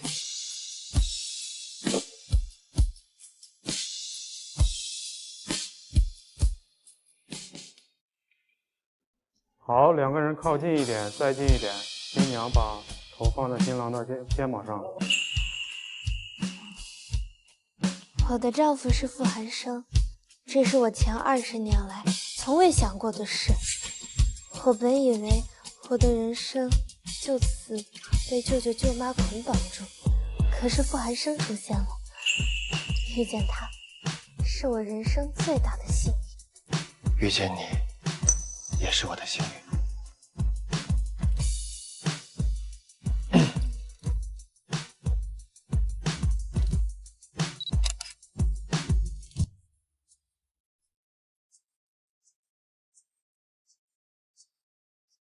谢谢你一直帮我，陆太太，光说谢谢可不够啊。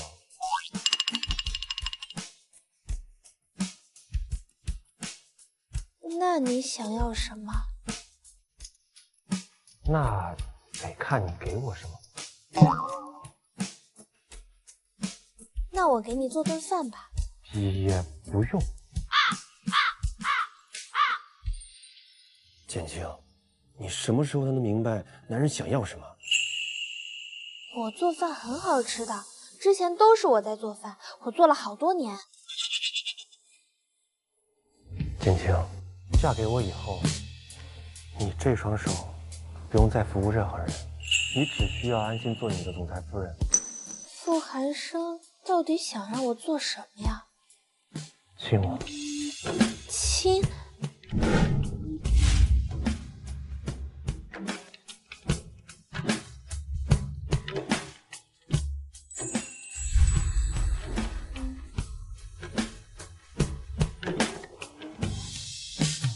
看来那晚还是没教会你，你居然连亲吻都不会。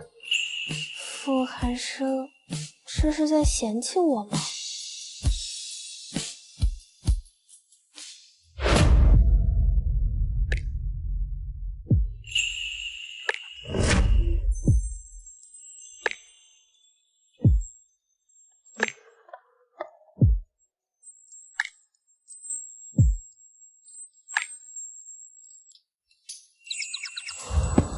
我干什么？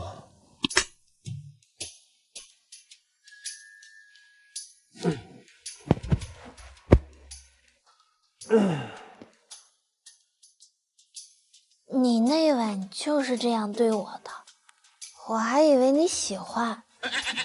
那个，怎么？你不喜欢吗？男人和女人是不一样的。除了身体构造，女人会怀孕以外，还有什么是不一样的？都不一样。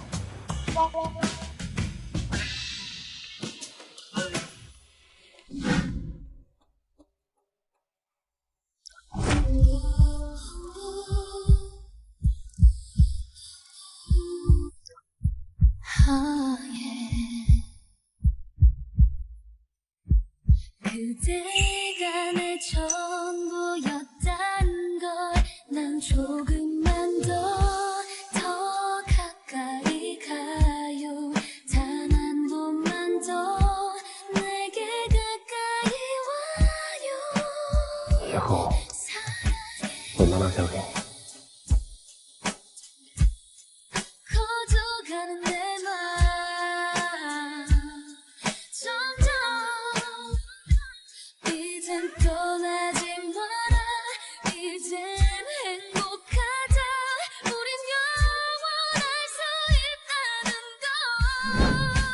조금만 더傅寒生这是在向我求婚吗？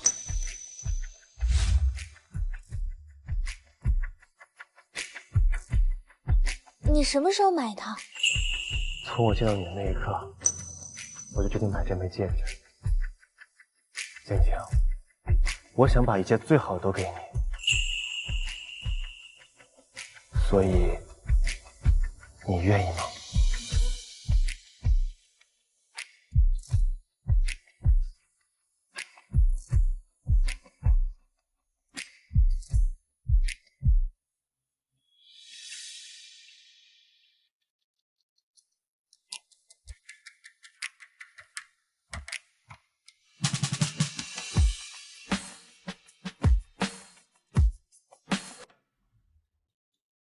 你看，这个是保佑你儿媳妇平安的，这一件是保佑你未出世的孙子平安的，这一件是保佑生产顺利的，还有这些。我说老夫人，你都从我这买了这么多东西了，我这真的是被你收挖干净了。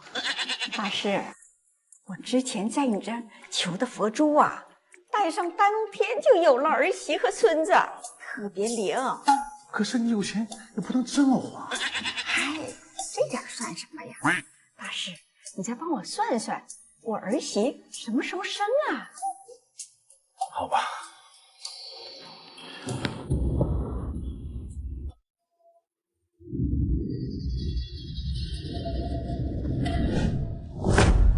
是现在。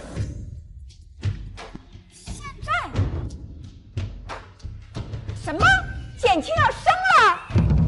备车去医院。谢天谢地，终于走了。走，我们开车，快走！妹。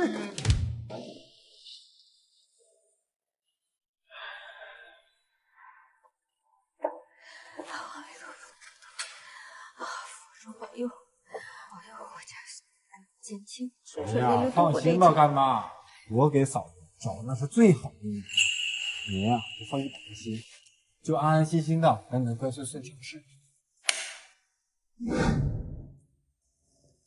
恭喜产妇和孩子都很平安，是个女儿。母亲呢？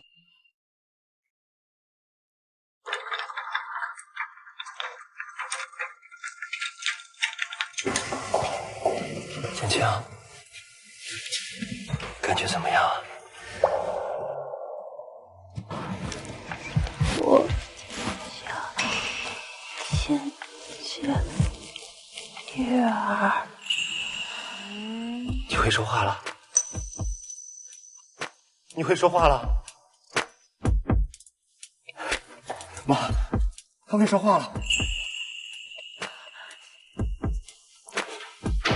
我会说话，为什么我会说话？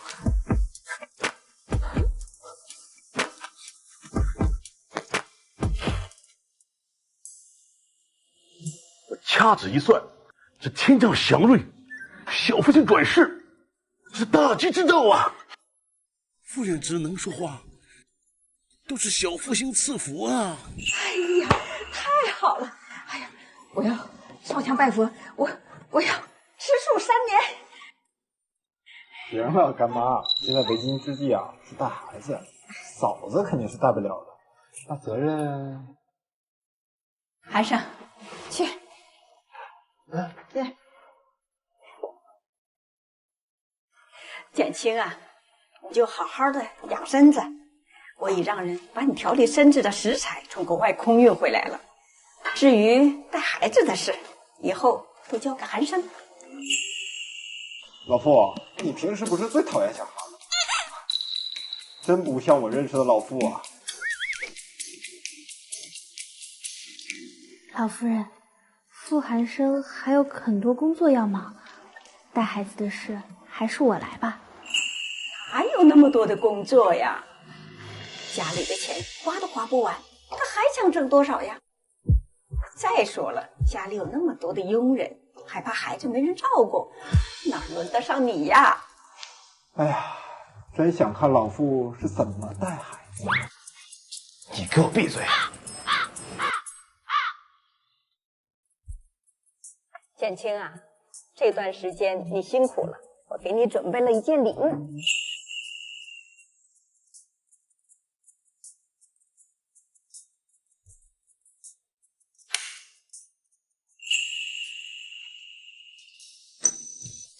哟，这条项链我在上个月拍卖会上见过，当时啊被一个神秘买家买走了，我还以为是哪个大款，没想到是干妈您啊，那就不稀奇了。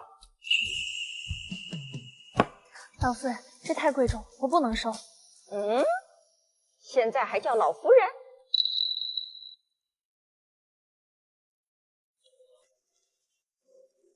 妈，哎，这不就对了吗？这项链呢，一点都不贵，送给我儿媳妇啊，这都不算个什么。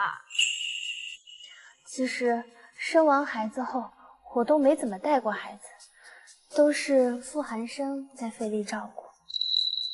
我实在是不好意思收下这个礼物。你说这小子啊，还不错，学会了换尿裤、洗奶瓶、拍奶嗝。我呀，也给他准备了一件礼物。哎，干妈，你给老夫准备什么呀？打开看看吧。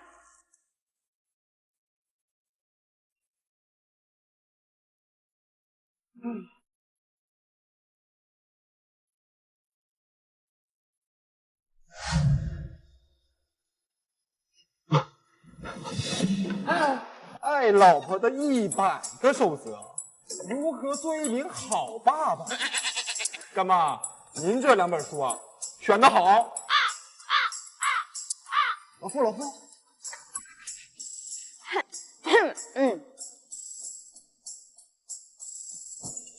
作为老公和爸爸，还需继续努力。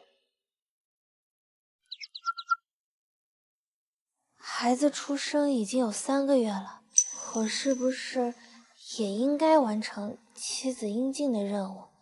这段时间，傅寒生应该憋得很辛苦吧？小头呢？还不睡？傅寒生，你要不要上床一起睡？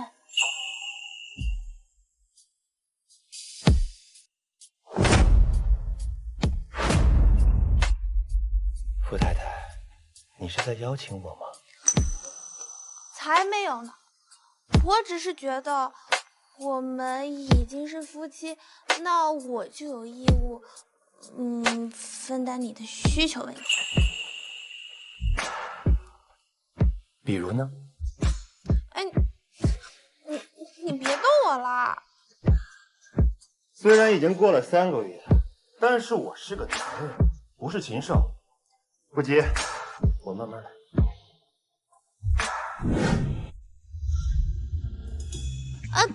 那你上床干什么？我太太都已经邀请我了，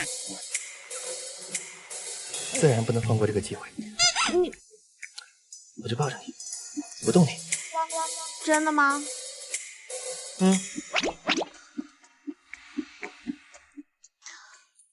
傅寒生，我已经恢复的差不多了，我想。你想继续完成你的学业？你怎么知道？你是我老婆，你什么事我不知道。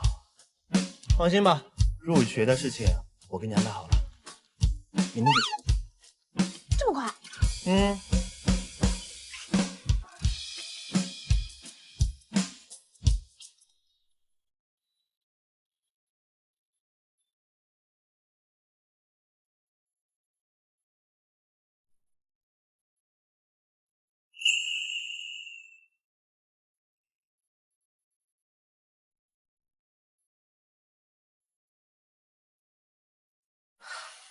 你怎么起这么早呀？你每天都这个时间起床吗？当然不是啊，我早上5点就起来锻炼了。怎么，要一起吗？不去了，不去了。快起来，吃早餐，我送你去上学。小爸，真是这个世界上最可怕的东西。乖。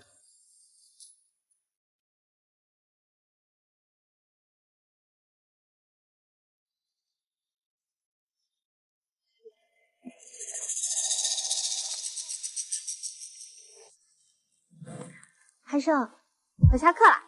好，我现在来接你放学。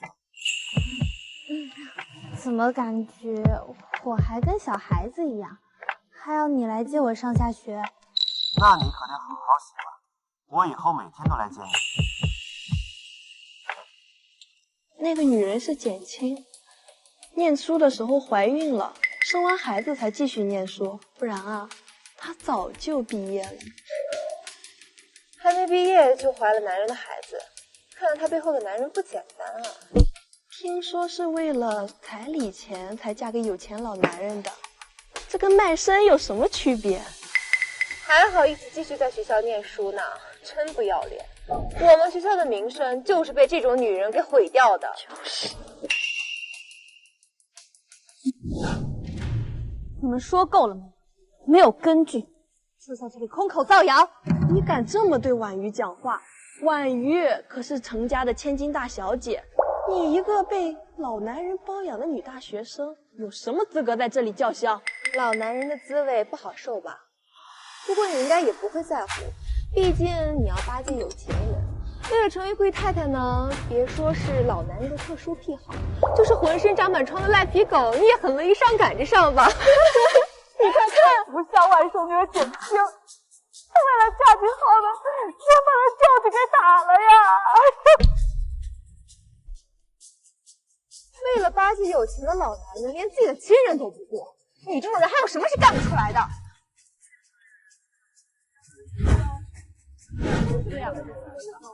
你们说够了没有？哎，听说我们学校有个女的未婚先孕，不会就是她吧？我要是干这种事，我爸妈肯定得打断我的腿。爸妈？她没有爸妈，她爸妈早死了，靠着舅舅舅妈抚养，真是个白眼狼。学校的时候没是这挺差的，为了赚钱，在学校门口摆个牌子呢。我听说咱们学校有好多男生都光顾过。哎，我还听说他那方面的体验堪称一绝呢。你们胡说！我觉得他们的传闻很有道理。如果不是因为成绩好，你怎么会勾搭上有钱的老男人呢？这种人真恶心，怎么会在我们学校？说，继续说！空口造谣！我现在就把你们录下来报警！继续说呀！你吼什么？敢做还不敢让人说了？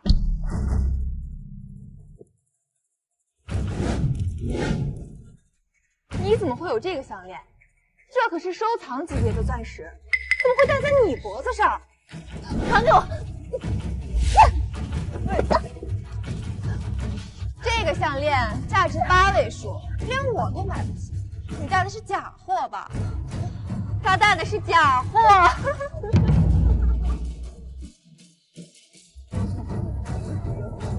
再说一遍，把项链还给我！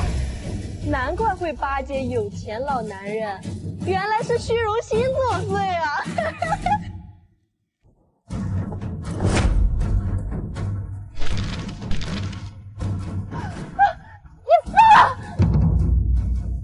就是一个假货，你这么着急干什么？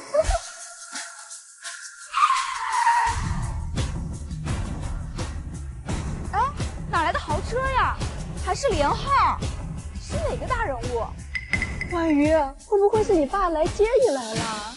我是听说我爸最近买了一辆新车呢，没想到居然开车来接我啊！我都说了让他低调一些了。千金大小姐就是千金大小姐，不像有些人为了嫁入豪门不择手段。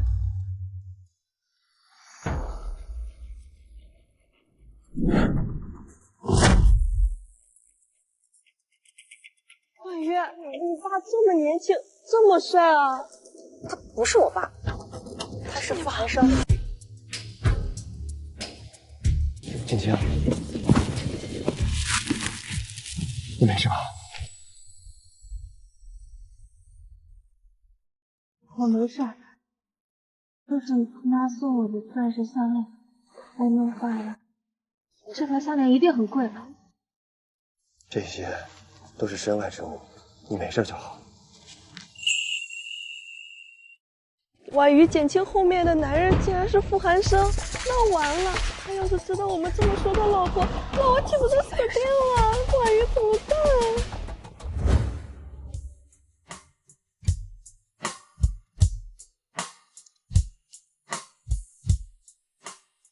副总，这个女人水性杨花，在我们社的名声特别差，你都不知道是她第几个男人了。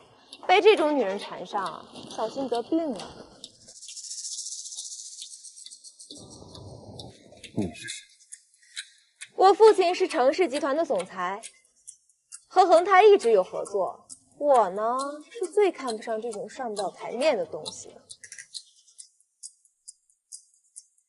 给我打！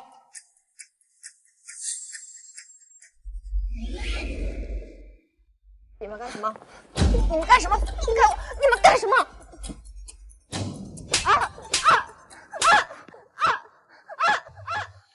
可是夫人不必求情，这位程小姐的父亲是恒泰集团旗下的合作商，他张口闭口的辱骂您，也是借着傅家的势。我不是要为他求情，而是我要告诉你，虫子的认知里，一切都是虫子；在垃圾的认知里，一切都是垃圾；只有在东西的认知里，一切才都是东西。尊重他人，是我们作为人类才拥有美好品质。你刚刚把我嫖客送给你的项链说出来，我应该太不上去，你照起来是吗，老公？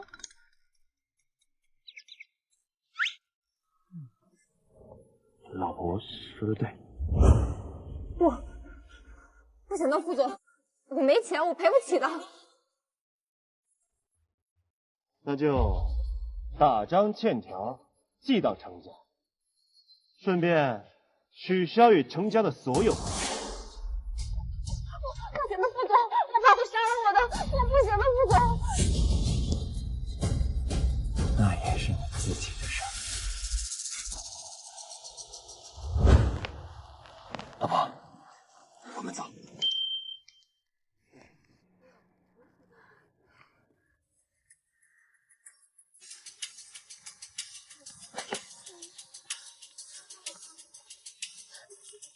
看什么看？有什么好看的？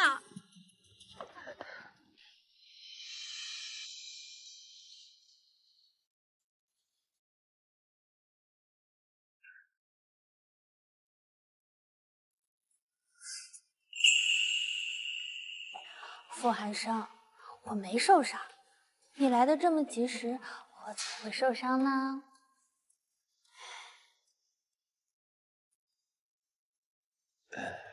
刚才你在学校门口叫我什么来着？是吗？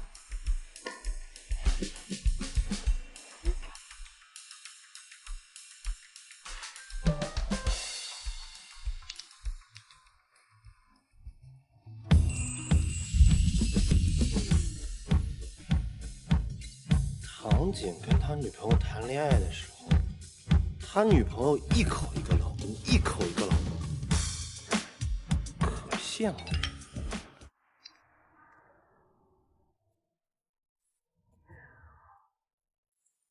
老公，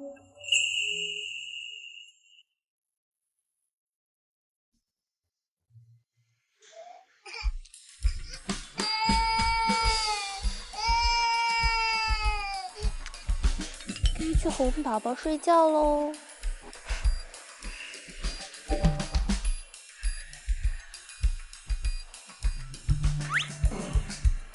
等我啊，一定要等我。快去吧。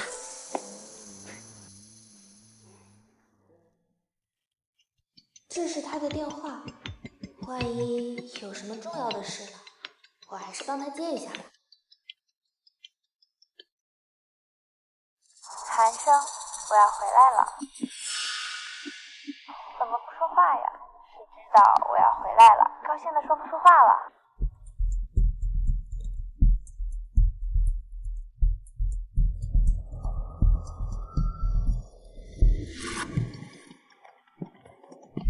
他的电话，我还是亲自交给他吧。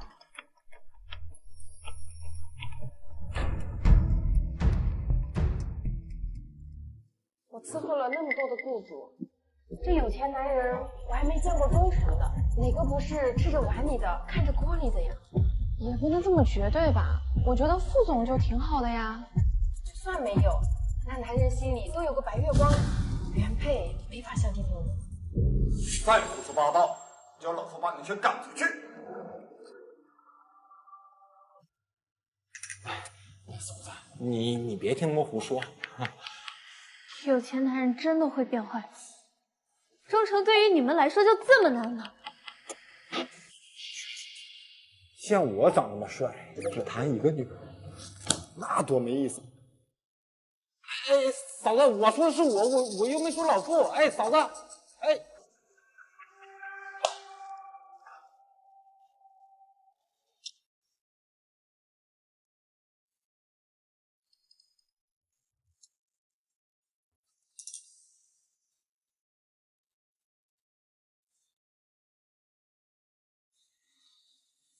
怎么魂不守舍的？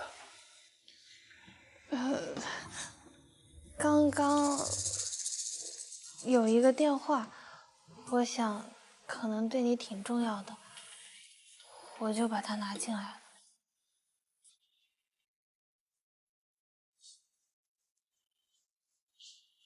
我出去打个电话，你不用等我了。父，我该问他了。如果我问了他，却得不到想要的答案，该怎么办？太过可怕，太过真实，就愈加不敢放肆。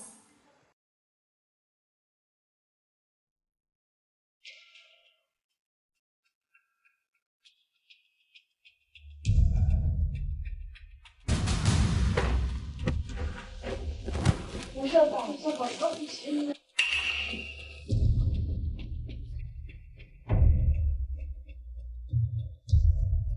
一天了，傅寒生都没有给我发过一条消息，难道是在忙？同学们好，为庆祝同学们毕业，学校将在3天后举办毕业晚宴。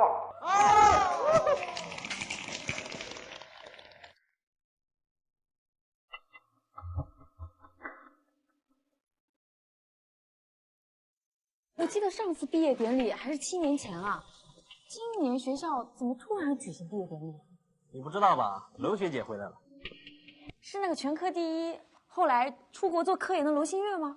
是啊，娄学姐可是我们学校的校花，人又优秀又温柔，我就是为了她才来的这个学校。哎，我听说她跟那个恒泰集团的副总关系特别好，就当初她出国的时候，那个副总他突然性情大变。那是因为他们2个人从小就是青梅竹马，关系特别好。估计副总会为了他参加晚宴。韩生，我要回来了。怎么不说话呀？我要回来了，高兴的说不出话了。娄新月，就是昨晚给傅寒生打电话的那个女人吗？她的声音真的很温柔，一定也是一位特别优秀的女生吧。其实娄学姐呀，和副总是青梅竹马，副总为了她守身如玉了这么多年，却被这个女人捷足先登了。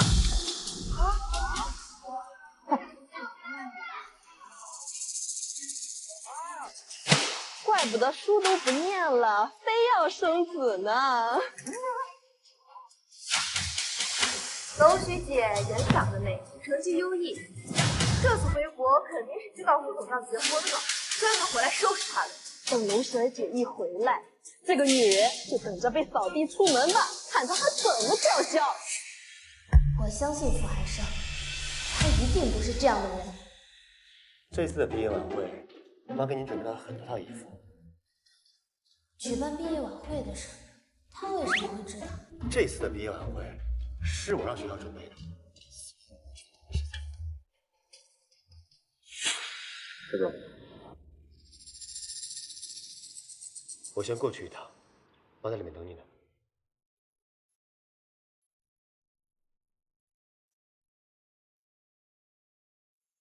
所以，这个毕业晚宴也是傅寒生为了那个学姐准备的事吗？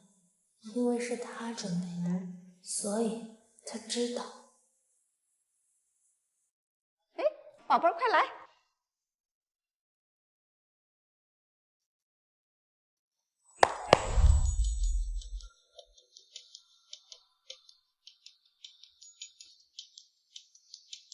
这些礼服啊，可都是寒生为你挑选的。你看看喜欢哪一条？毕业晚会那日啊，惊艳出场，大杀四方。都挺好看的，妈，你觉得呢？那就这条。我们简青啊是衣架子，穿什么都好看，但是穿这条啊，更能显示你的优势。好，都听妈的。寒生，你觉得这条呢？妈，我接个电话。哎呦，是新月回来了，这回再回来啊，可不能让她再走了。那个女孩一定很优秀吧？优秀到傅寒生和婆婆都很喜欢她。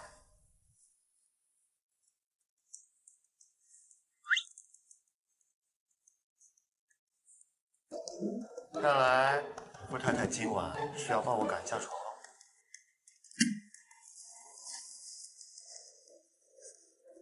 我今晚想一个人睡，你去睡书房。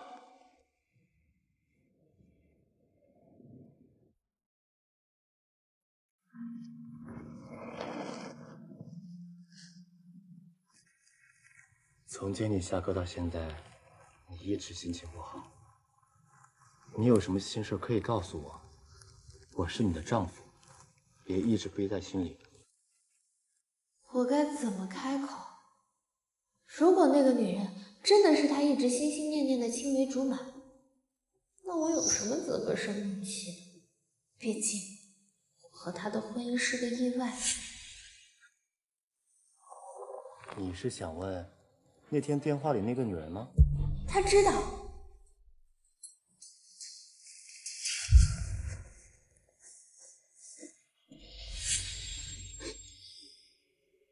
那个女人，你得叫她一声小姨。什么意思啊？她是我的小姨。她是你小姨，不是你的青梅竹马。你怎么不早说啊？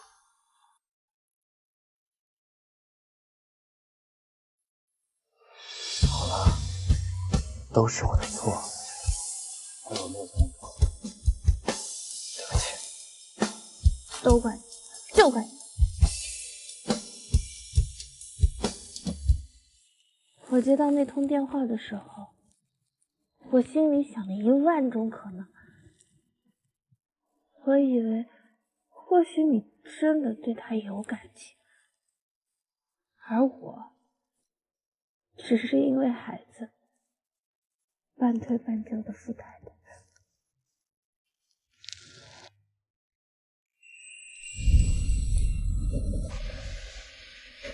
我害怕，我和你的事，只是我一厢情愿又甘之如饴的事，我没有资格责怪你。傅太太，你是最有资格的人，不管你是生气也好，还是吃醋也好，其实我内心有些自私的开心。我开心的让我忘了形，想要的更多。但是我最想要的还是你的喜欢。傻子，想做经理？我才不是！我还有一件事情没有告诉你。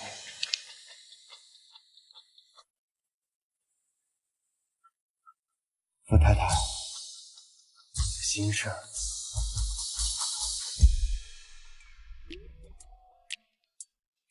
听得见，听得见是什么意思？意思是我这段时间在想什么，他都知道吗？那这也太丢人了吧！傅寒生，你是一头猪。那你呀，就是猪的媳妇儿。丢死人了，丢死人了！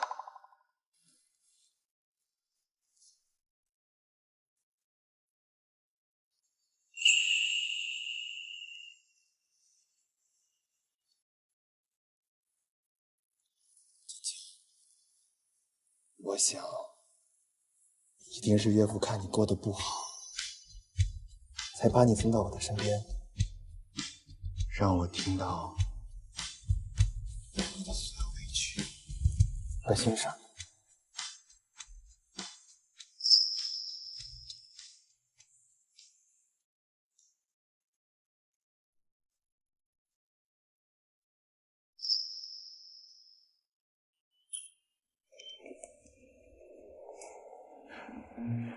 你不是有工作吗？怎么来这儿了？想你了呗。这才一个下午没见。闭上眼睛。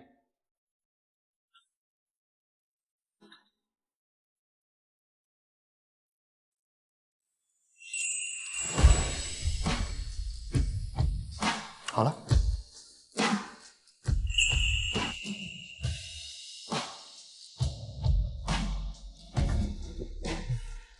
很适合你，也很适合你今天穿的这套裙子，喜欢吗？你来我这儿就是为了送这个？还想见见你，但是我还有事儿，一会儿我让秦助理送你去晚宴。你去忙吧，秦助理每天跟着你也有很多事儿的，我又不是小孩子了，不是干什么事儿都要你接送的。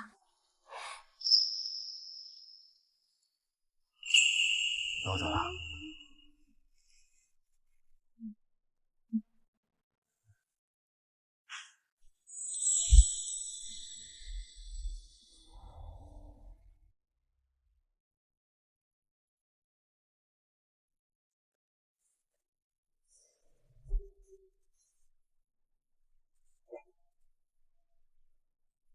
他对副总不靠谱，就让副总在公共场合证明过他的身份。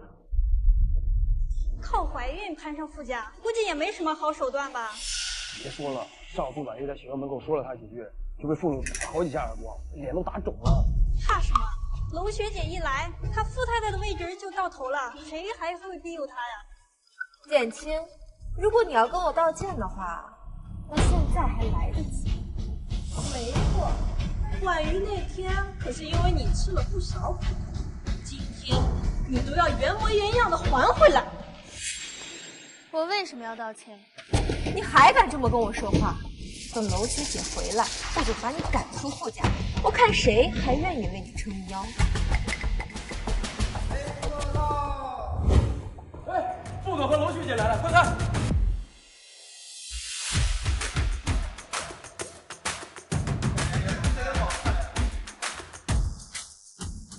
又不说人家从小一起长大，看人家才是真凤凰，比那个冒牌野鸡好多了。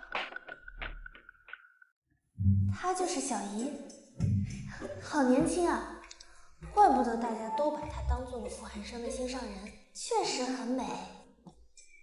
傅寒生看我了，学姐也看我了，那我是不是应该过去打个招呼？会不会太突兀了？哎，不是，他怎么跟学姐戴一样的项链啊？还能怎么？模仿学姐呗。见自己得不到副总的芳心，就绞尽脑汁的模仿学姐，殊不知东施效颦，丢人的很呢。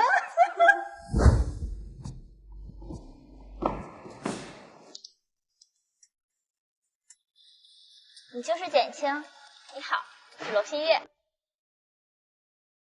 还是学姐大气，对抢了自己身份的人还这么客气。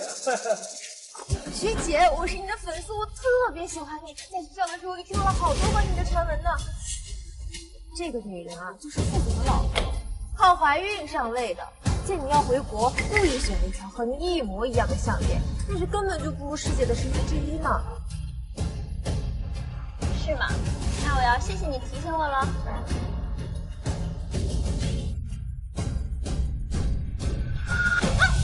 学姐，你这是干什么？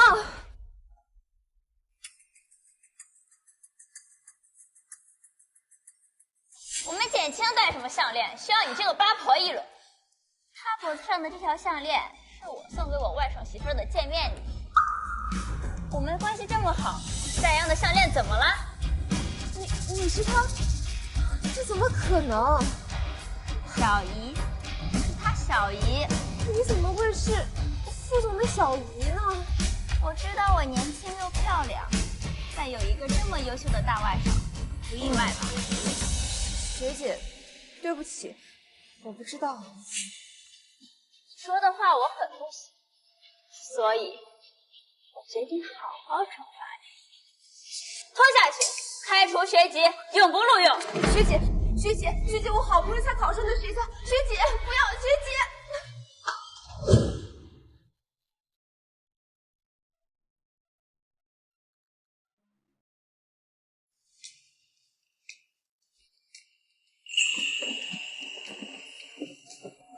早就听我姐和我大外甥夸你，今天一看，果然和他们说的一样，又漂亮，气质又好，连我都自愧不如了呢。学姐，你也很漂亮，还叫学姐呢，应该跟韩胜一样，叫我声小姨呀。小姨，以后你就是我的人了，谁要是再敢乱嚼他舌根，就告诉我。对不起啊，小姨，我之前误会你了。韩生都跟我说了，说你吃醋了，我才没有呢。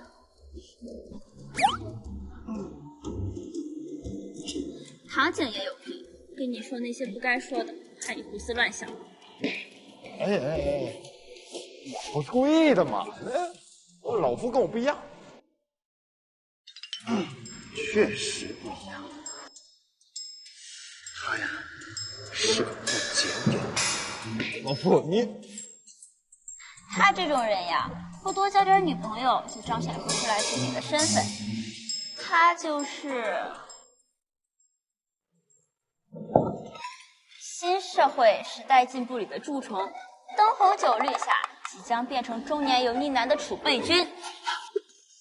啊，学姐不带你这样的，你夸你外甥就得了，你还搞拉踩那一套，有你这么多兄弟的吗？活该！活该！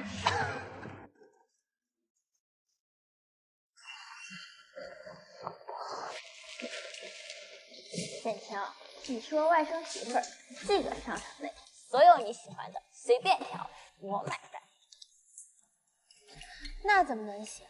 傅寒生害我受了这么大的委屈，不让他出点血怎么行？那傅寒生的卡？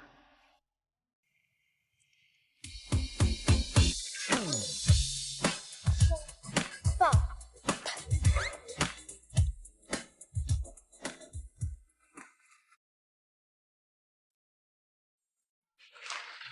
都是新款耶。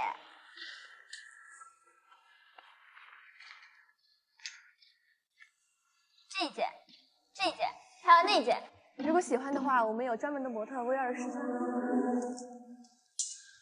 这件，这件，还有这件。那我给2位找试穿模特。这些都不要，送你的，全包你。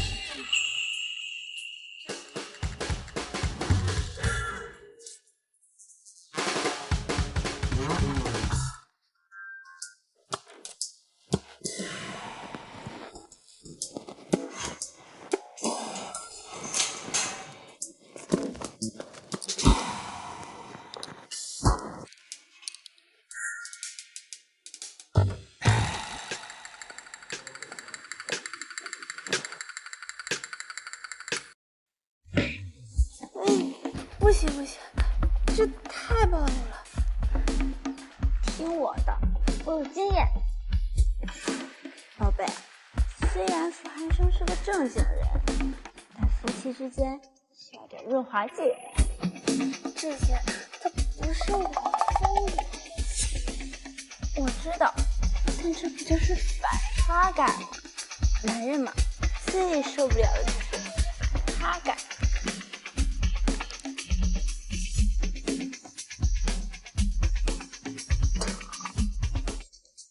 我那儿有一本撩男秘籍，回头借你看看。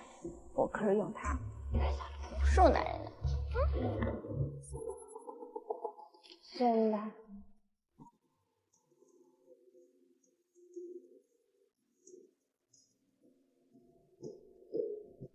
哎，小爷，我肚子有些疼，我想去上厕所。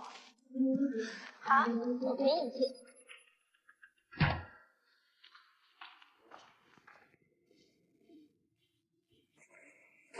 去吧，在门口等你。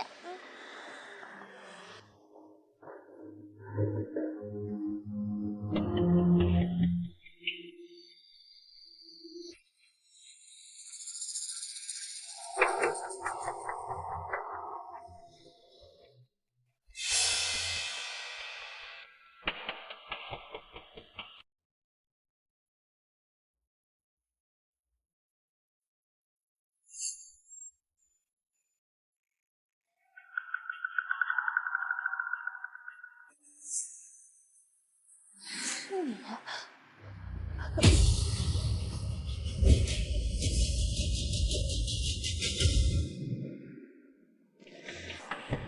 奇怪，怎么这么久还不出来？你们在这等着，我进去看一眼。副总，突然把您卡刷爆了，以后这种小事就不用跟我说。是。等等，打个电话问问夫人在哪，顺便再送张卡过去。明白。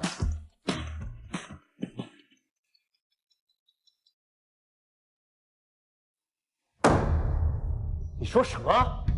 简青在商场失踪了，立刻封锁商场，排查所有进出人员。是。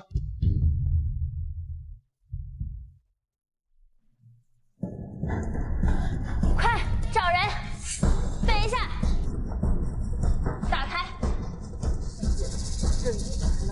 我说打开！小大姐，这是我们商场的新员工。你给我闭嘴！打开！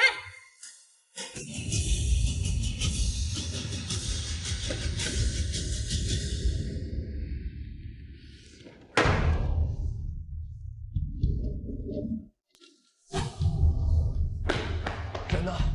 商场都排查完了，没有找到。没有可疑的人吗？你再好好想想。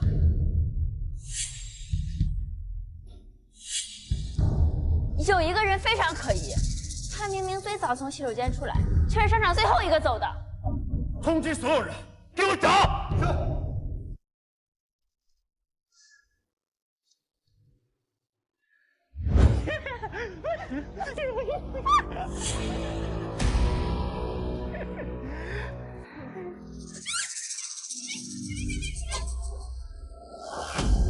您害我害得这么惨，凭什么我过得这么苦，你还好吃好喝的被人捧着宠着，继续做你的富家太太？凭什么？陈婉言，你冷静一点。你知道我傅寒生的手机，你也知道我在傅寒生心里的位置。要是被傅寒生知道了，你不管。我什么都没有，我就是要下地狱，我也要拉你一起下。我就要看看这个不丹不敬的你怎么当着傅寒生的夫人。哎，我说你们两个说够了没有？能不能别耽误老子时间啊？行不行啊？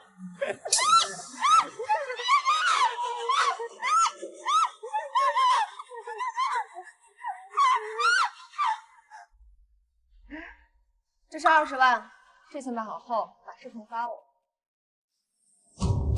简青，我就是要让你这个冰清玉洁的贱身败名裂。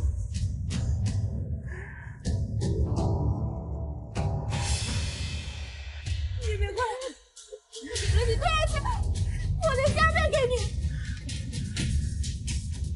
算什么？老子这辈子还没有尝过总裁夫人是什么味道呢。老子今天到时候看看有什么样的。叫啊！你叫半天，也没有人能够来救你的。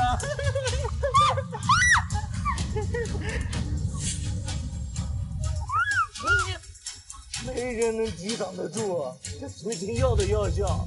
你放心，老子今天肯定喂饱你。有人说就是在这里看见夫人被送上楼。要是夫人出了什么事儿，这家酒店可以关门了。明白。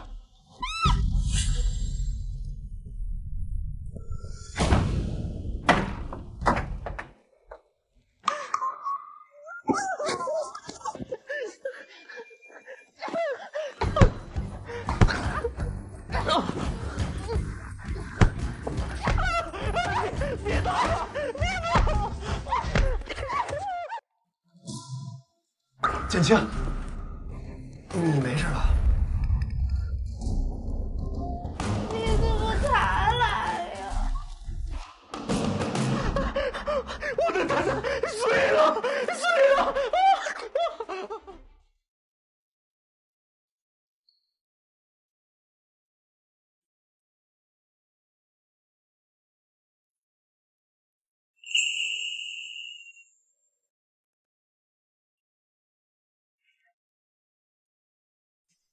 简青，你一个手无缚鸡之力的弱女子，是怎么把他打成这个鬼样子的？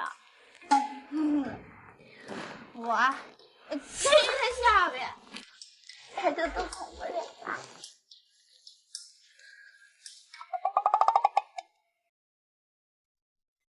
我是不是很厉害？啊呜！哇呜！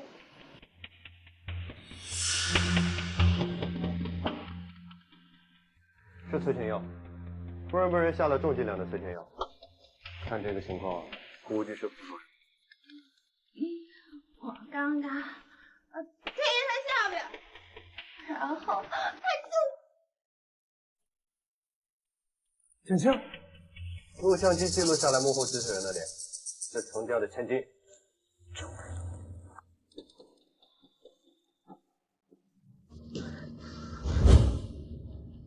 废物，一个不留。明白。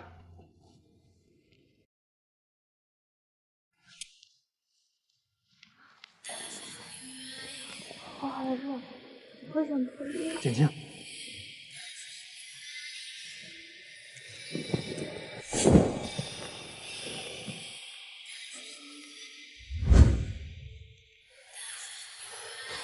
你身上好凉快，我好想抓你，晚上我好难受，你帮我。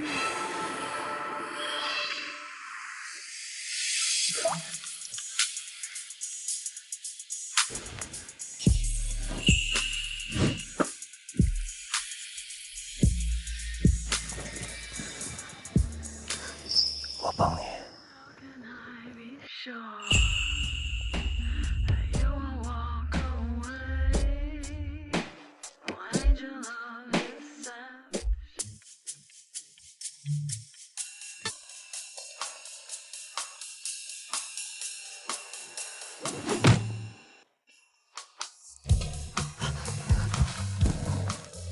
怎么是你呀？你怎么样？没事吧？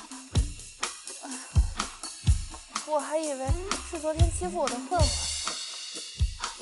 没事吧？长别走。那我去给你拿药。那倒不用了。你亲我一下。你耍我啊？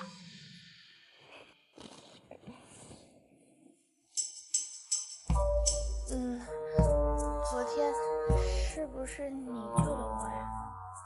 是你自己救了你自己。啊？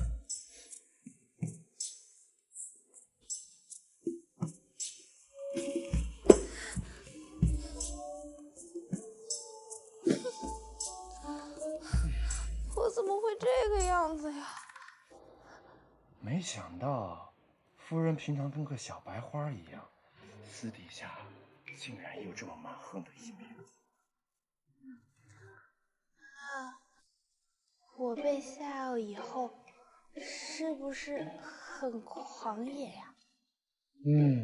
是挺狂野的。哎呀，丢死人了！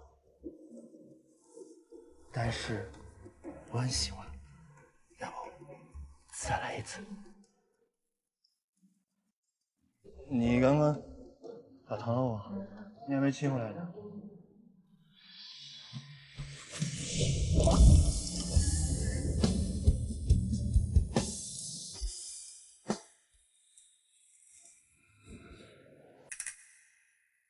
伸舌头，好啊！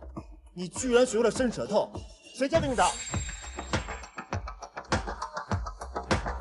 是小姨，小姨教我的。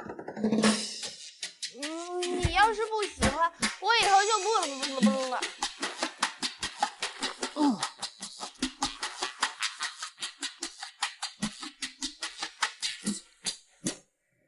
不要。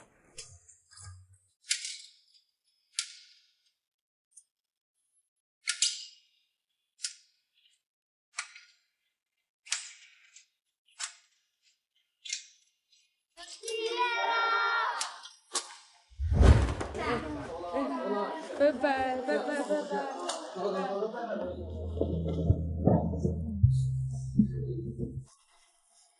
傅寒生怎么还不来呀？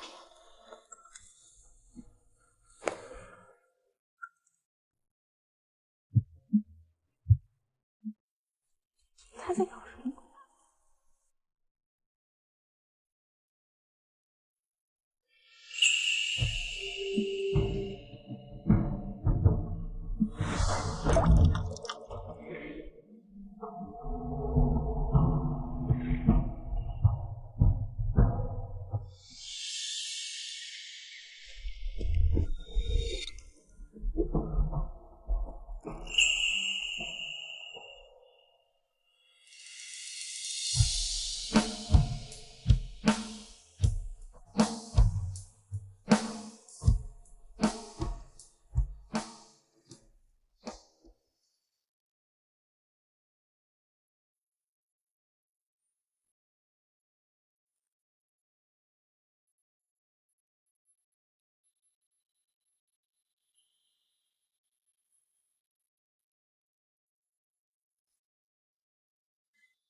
傅寒生，先别说话，听我说。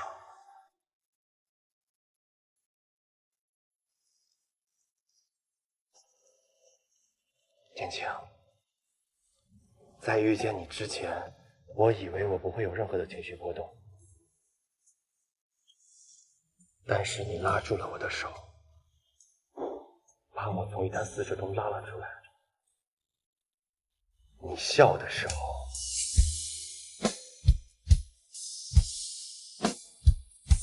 你求助的时候，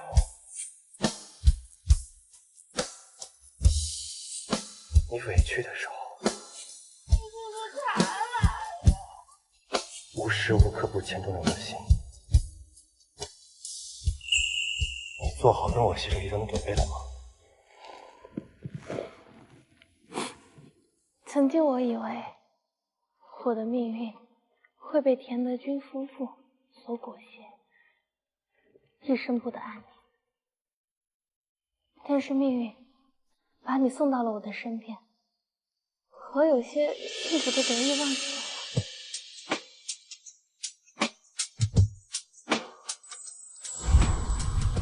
傅寒生，你可要牢牢抓住我这个很小的他。我会牢牢抓住你，不给你一丝离开我的机会。